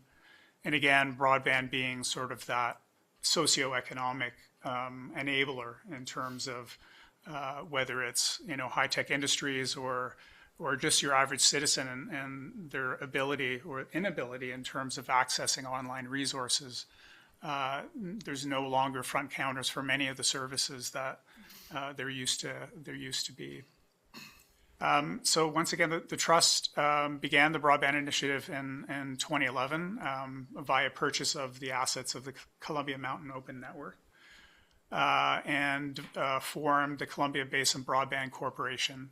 And the corporation is basically just a way of handling broadband assets because, as many of you know, the Columbia Basin Trust broadband is a bit of a different portfolio for even CBT. So since inception, the Trust has committed about $16 million to the broadband initiative. And what we've tried to do, to the extent that we can, is to try to raise additional funds via federal programs and provincial programs or through the regional district, because at the end of the day, broadband infrastructure is extremely expensive.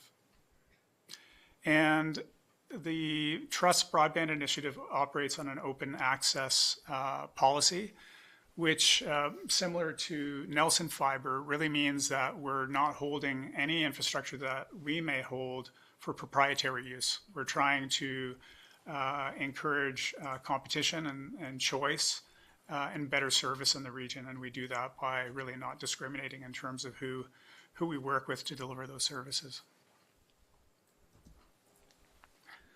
So just a few bullet points in terms of what the Columbia Basin Trust Broadband Initiative actually does.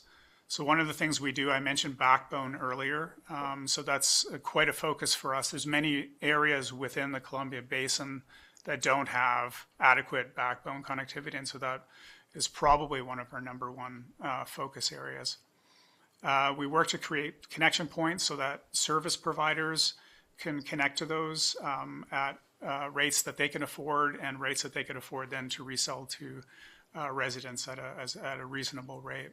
It's worth mentioning that the Columbia Basin Trust Broadband Initiative is not an internet service provider, so we're not focused on delivering services to the resident or to the business. We try to work with local businesses who do that and have a competency in doing that. And so our focus is really on trying to help those service providers in improving their infrastructure, trying to assist them with competing for federal and provincial grants, and to do everything that we possibly can to try to bolster access to better services for residents. So a little bit about broadband in Nelson. So this is certainly one of the areas where Shaw has a strong footprint, and it seems like TELUS has an interest in increasing their footprint here as well too. You don't need to drive too far out where wireless providers become quite predominant, and Columbia Wireless is one of those providers. There's also several in-town providers that we haven't listed here. But I would say that Nelson is probably a community that has some choice in terms of service providers. When we were looking at some of the data and prepping for this presentation, we looked at some of the connectivity speeds, and it's actually quite variable in terms of the data. So you've got some residents in town reporting, 5 megabits per second. I'm a Nelson resident. I live in Uphill, and I get about 70 megabits per second. So I'm definitely subscribe to a package that sort of fits that sort of Canadian standard of the universal service objective.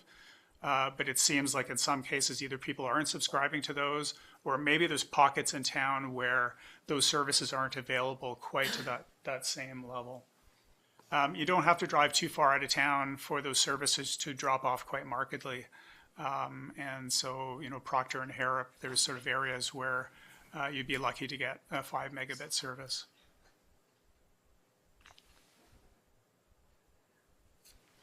So maybe just a little bit about maximizing the use of broadband. So the City of Nelson is actually a client of the Trust Broadband Initiative. The way that we try to construct that network in terms of serving local government is the network allows for local governments to talk to each other via the network. And that allows for the development of solutions that could be shared between local governments. So Allison is, I think, going to speak a little bit about the Nelson Data Center. I think that's one example where there's a colo space that other local government could come together, and that's enabled through the Trust's Broadband Initiative. The RDCK and the City of Trail last year had developed a disaster recovery solution that's actually housed in Cranbrook in case something occurs that affects either of those entities' data. RDEK has been quite active in connecting their fire halls and bolstering their fire safety through connectivity. And then we included just a bullet point for the community technology program, I think, as an example of where the City of Nelson could actually sort of leverage the use of broadband. And so the community technology program is a CBT program. Did you want to expand on that? So it's a new grant program for the Trust. We just launched it this past fall, and what it's intended to do is create spaces in communities where communities members can increase their digital literacy. So it might be a makerspace in a community. It might be creating a recording studio for podcasts. So really intended to put in place the technology and give grants to fund the technology in places like libraries and community centers that then are about how do you use the internet to do some of these interesting things that might be cultural, that might be social, that might be economic. So just launched in the past year. We'll have another intake in the coming year. But a good example of where the trust isn't just looking at what do you do with the network, but how do you help residents then use technology and apply that technology to their lives. And to be clear, the library was successful. Nelson Public Library was successful getting a grant for that. Nelson Public Library was successful in responding to the expression of interest, and the application just closed. Keith. Nice try. So this is our last slide of content. So where to from here? As mentioned, the Trust Broadband Initiative is really focused on those underserved communities. We're looking to, ensure that whether it's through the expansion of the Trust Broadband Network or through convincing a service provider to come in on their own accord, we're looking at trying to sort of bridge that connectivity divide. And again, just underscoring, how important it is for our community's viability, their relevance, their vibrancy to be well connected. And I mentioned earlier about the CRTC's Universal Service Objective that they announced back in 2016. Part of that announcement came with a $750 million allocation from the federal government, and they're poised to announce the first intake of that later on this year. And we're going to make sure, certainly, that our region is represented in that competition. And maybe just a couple of things to share. One of the things that our initiative has benefited enormously from is that we continue to benefit from people's time like Allison's. We have local government representatives that give us input on our initiative at a staff level, what we should be doing, where we should be focusing, how we can evolve, and that is invaluable to us. The Trust hasn't done anything quite like this before, so we're learning as we go too.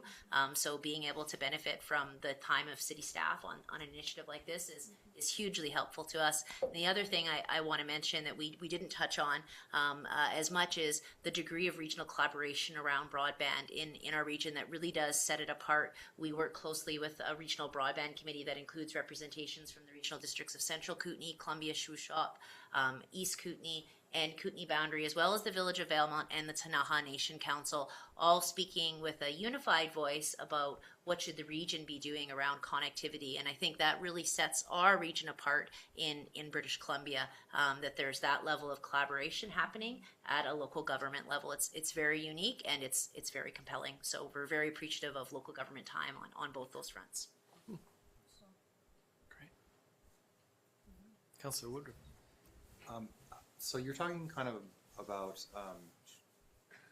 evening out broadband, so that because you're talking about a dial-up, I can't even believe dial-up is still happening. So what's kind of like? Do you have a set amount you would like to see sort of everyone at, or I guess that or above? You're trying to get people to. So as Amy mentioned, we work quite closely with the Regional Broadband Committee, which is composed of the membership that Amy enumerated. Last year, the Regional Broadband Committee had crafted a connectivity strategy which set out the benchmarks that they'd like to see for the region. We're utilizing that strategy as sort of the benchmark that we're trying to drive towards. The challenge, I think, with benchmarks, especially when it comes to connectivity, it's a movement of goalposts. So the Trust's broadband initiative was successful a few years ago in competing for a federal grant. And at that time, the universal service objective was 5 megabits down, 1 megabit up. Today, it's 50 megabits down, 10 megabits up. Wow. So they increased that by tenfold. And I think, we can expect that those benchmarks to continue to increase. And just to give me a sort of a framework of that, like what does it take to do like a streaming of a movie at your home? What kind of megabits per second are you getting?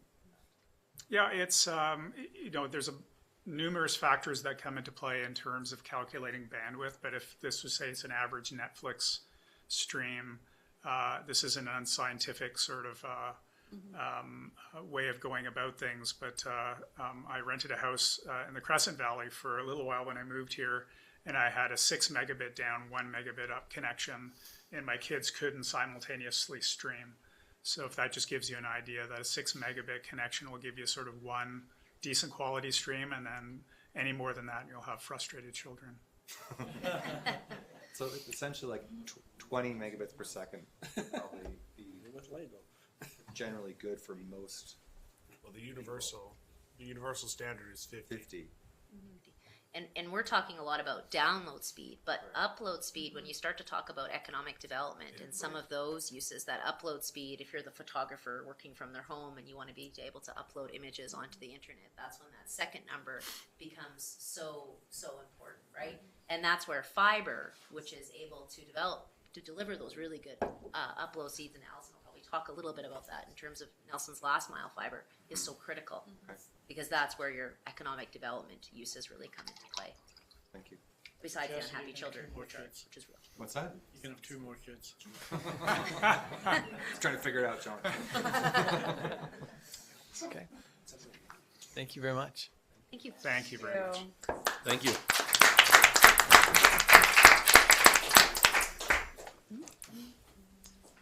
Okay, our final delegation for the night is Alison Sutherland from with props. Alison Fibre with props. Very exciting. So I think, you know, that one thing that would be nice to, there they are, is the scale of what they're doing. So the scale of what you're doing all the way up to Golden, I don't think that comes across, but the amount of work that they're actually doing to bring broadband to all of the communities, including Nelson, you know, it's really incredible work, and thank you very much for your presentation. I'm always inspired. I need inspiration from my peers also to move forward with the technologies that we want to deliver, so thank you. My name is Alison Sutherland. I'm the manager of IT and Nelson Fibre, and I'm here to present an information session about Nelson Fibre. Finally, I get a chance to spend a few minutes with you today. Nelson Fibre is a communications utility offered through the IT department at the City of Nelson, primarily by 2 staff, myself and Caleb Laritzen, on a part-time as-needed basis. The demand is not high, so we're able to manage it with 2 part-time staff. It supports the path to 2040, specifically the principles of prosperity and resiliency and the focus area of economy. Nelson Fibre supports the intelligent community and smart city objectives of the City of Nelson, where the Intelligent Community Forum described broadband as the next essential utility, as vital to economic growth as clean water and good roads. Nelson Fibre has a recurring strategic plan. We have 10 sites that we connect. All of our departments, all of our sites are connected through Nelson Fibre. With high-speed, almost probably 20 gig connections between our sites now. And that fiber cabling enables us to centralize all our phone systems, our servers, and all of our internet access through our central data centers. We support our anchor tenants and our strategic partners, including the Regional District, School District 8, and Selkirk College. We share the fiber with local organizations and sustainable buildings. And in 2016, we added the multi-tenant rate and a residential rate for mixed-use buildings. Nelson Fibre's goals are to support economic development, including the efforts of the Nelson and Area Economic Development Partnership and Community Futures, who supports local businesses and provides consulting and education services. We also support local organizations where the tangible benefits of fiber include cost savings. Dave briefly talked about open access. So open access to us means that, again, we're not proprietary. We are open to multiple service providers. We're open to customers. We're open to building owners, wherever the innovation comes from. Our intangible benefits include increased productivity, support for innovation, systems reliability, better collaboration, and faster hosted services, what everybody calls cloud services. So the more of that, the faster the network needs to be, and the more dependent businesses and residents become on hosted services. Our goals are to expand access to remote educational opportunities, to expand access for patients to remote healthcare resources, and support shared services initiatives where possible. Nelson Fibre is a dark fiber utility, meaning that you need electronics to light it up. And so I have a little prop, which the batteries fell out of, so I won't be worried about using that one right now.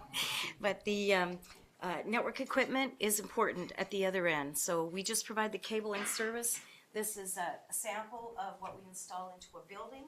The building will have this just usually beside their electrical panel, and then the cabling that connects the building to us goes up poles and underground in conduits through vaults and gets to us in our data center in this building, and we terminate the fiber downstairs.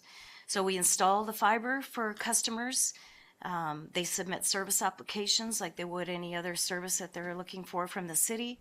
We do the construction management, the planning, the feasibility studies, and then we lease the fiber to them on a monthly basis, where they can have monthly payments or they can have annual payments. Ours is a fixed rate fee, so there's no surcharges for any data because we're not doing service over top.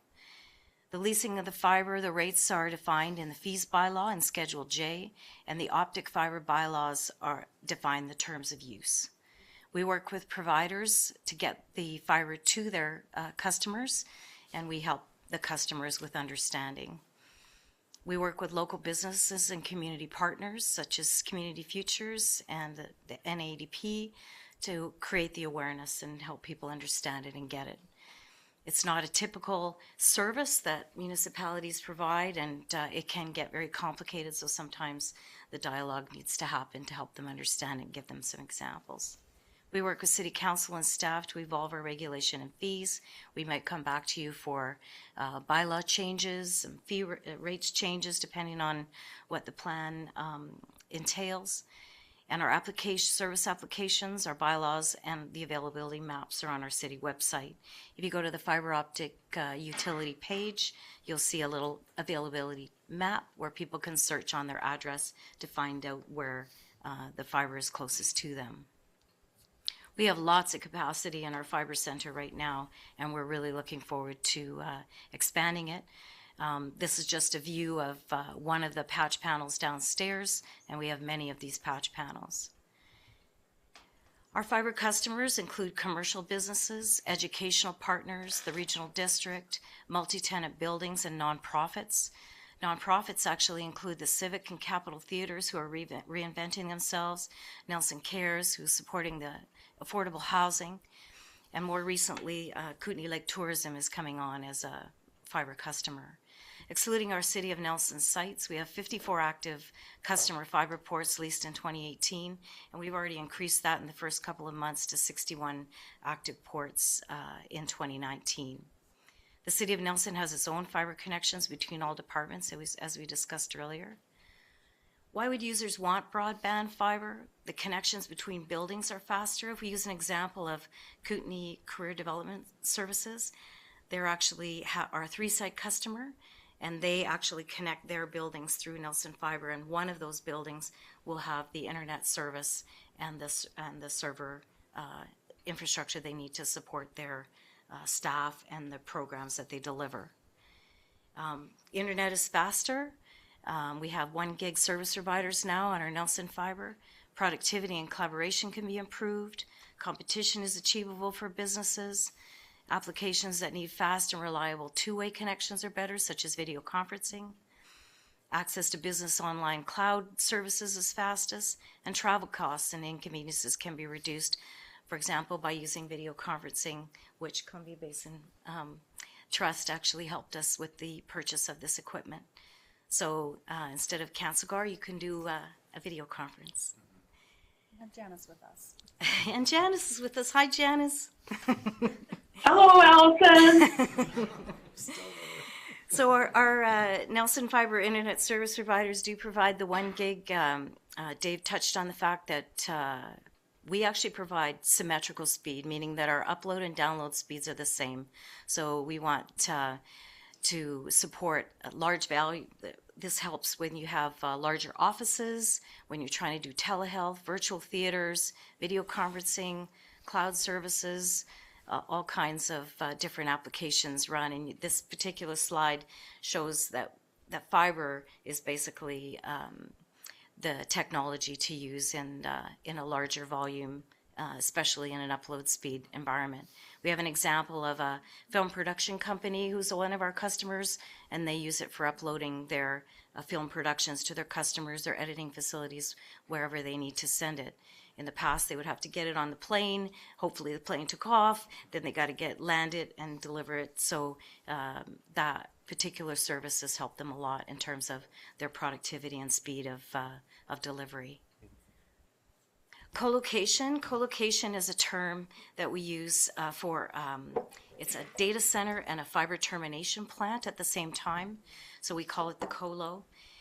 In that colo, we host 5 service providers who offer different combinations of services on the fiber network, including Columbia Basin Broadband Corporation, who is the municipality's internet provider, and also in turn has service providers of their own delivering services in their other communities as well as here. We host 3 direct customers who manage their own networks, including Regional District, Selkirk College, and School District 8. They manage their own networks because they can save money. They save quite a bit of money per month as opposed to paying someone else for the leased fiber as well as the network management. Our colo is a bring your own equipment model. All of the customers and service providers manage their own equipment, which makes it easier on us to maintain. We've recently increased the rack capacity in our data center to support more customers and service providers. And in all cases, fiber customers need the service providers in our colo to function. The colo is a self-funding mini community data center. That's a hard one to say fast, but basically we're positioning it as a community data center, as an open access data center. And we're supporting a 24/7 monitored security. We have a generator and redundant cooling systems.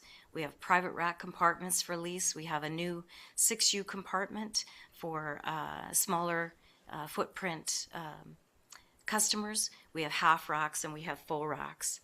And the security clearance and key fob access is provided for those who pass the criminal record checks. This is a picture of our updated colo facility. We're just putting the finishing touches on it, but we signed the substantial completion. You can see in the foreground there's full racks, and then in the middle there's half racks, and then at the end there's little compartments that are about this big where customers can put their equipment in. Those customers could include other municipalities who are trying to offsite some of their data. Maybe they want to put an appliance in one of these cabinets, or maybe they want to use one of the other services that's being provided by the service providers, such as backup and recovery storage. So there's many different uses. What happens inside these cabinets is pretty magic. We have fiber users, we have network providers, we have internet providers, and we have business service providers offering all kinds of different services in our data center. Customers often need help to put all this together. It can get quite complex, so we're happy to help them and refer them to service providers that can also do that. Our Nelson Fibre 6-year comparison, we are looking at the last 6 years of $636,000 revenue total. That includes both the fiber and the colo revenue. And our total annual commitments right now are $123,000 for both fiber and colo revenue. We started splitting off the colo revenue. In the past, it had been combined for revenue stream, but we wanted to track them separately, and we can see that the trend is actually increasing for colo customers, and in particular, these smaller cabinet sizes where some customers don't need a full cabinet. Maybe they just need an appliance they want to store in there for some sort of local offsite data. Our Nelson Fibre challenges include it's a slow growth utility, primarily because of demand. It's a long sales cycle, and there are complex business relationships. There's a lack of businesses in Nelson that actually need it. I'm excited to see lots of tech companies coming to town. Lots of our customers need that upload speed that we can offer. Lots of our few of our customers have the site-to-site management like KCDS and RHC. It's expensive as to construct, as Dave mentioned. We do on-demand installation and it's contracted out. We need service providers actively promoting it. We need service providers supporting residential and multi-tenant arrangements. Multi-tenant arrangements can actually include some of these affordable housing opportunities where we're looking at constructing to these new locations where once you have an affordable housing complex, it's probably unlikely that each one of those people are going to be able to have their own internet service, their own phone service, that type of thing. So the multi-tenant rate tends to come into play also, not just for commercial areas where there's multiple commercial tenants that could take advantage of it, but also in these affordable housing units where the service provider can take this Nelson Fibre into the building and then spread wireless throughout the building so that each individual unit does not need their own contract with a service provider. It's just one example of a direction that someone could take it. We have increased competition both amongst our local service providers as well as the traditional service providers.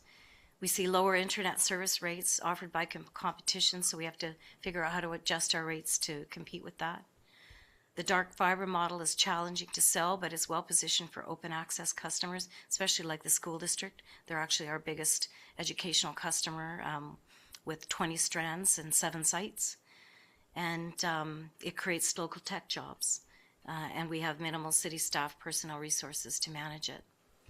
There are lots of community applications out there, and we're particularly proud of our public library technology programs for learning and equal access.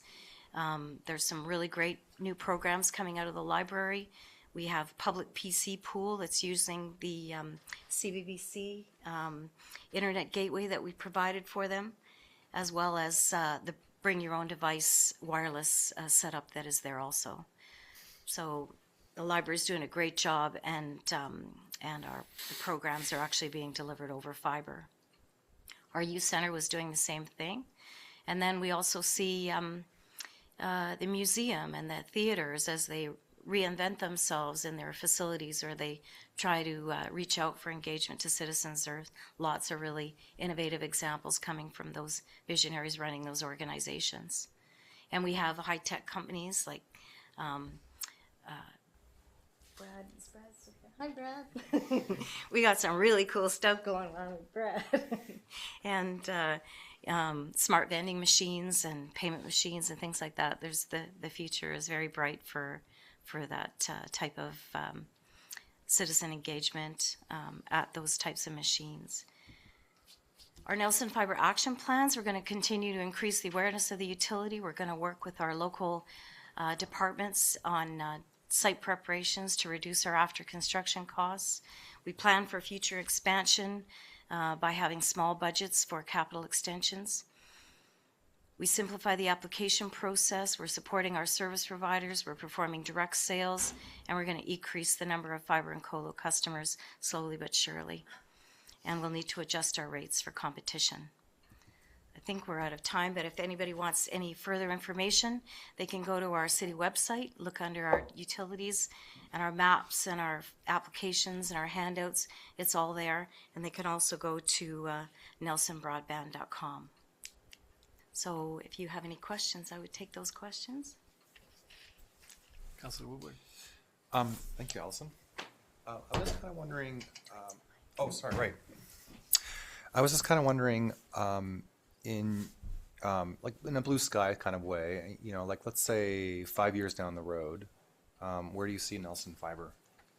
I mean, what would you like to see? I remember that. What would you like to see Nelson Fibre at in about 5 years? Well, I think just innovative uses of Nelson Fibre. I don't think we can ignore the fact that there's going to be lots of competition over the next 5 years. So I think that that competition will offer our residents some great broadband connectivity. And so I think we still have a niche market with the Nelson Fibre. So open access, attracting technology companies and serving those companies here. Nelson Fibre has a great footprint to do that in. Do you see Nelson Fibre becoming more aggressive in terms of self promotion and kind of selling itself as a as a standalone business, or is it more of a within the background of the city as a whole? City Hall or not City Hall, but the city itself as a organization.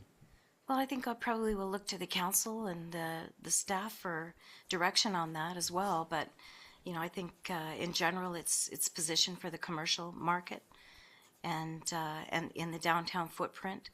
As we mentioned, it's very expensive to install.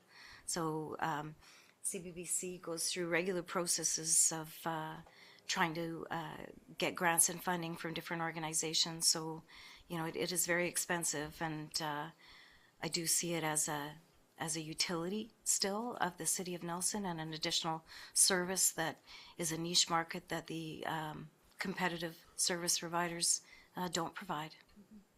Thank you. Thank you. Thanks, Okay. Alison. Thank you, Allison. Thanks, Allison.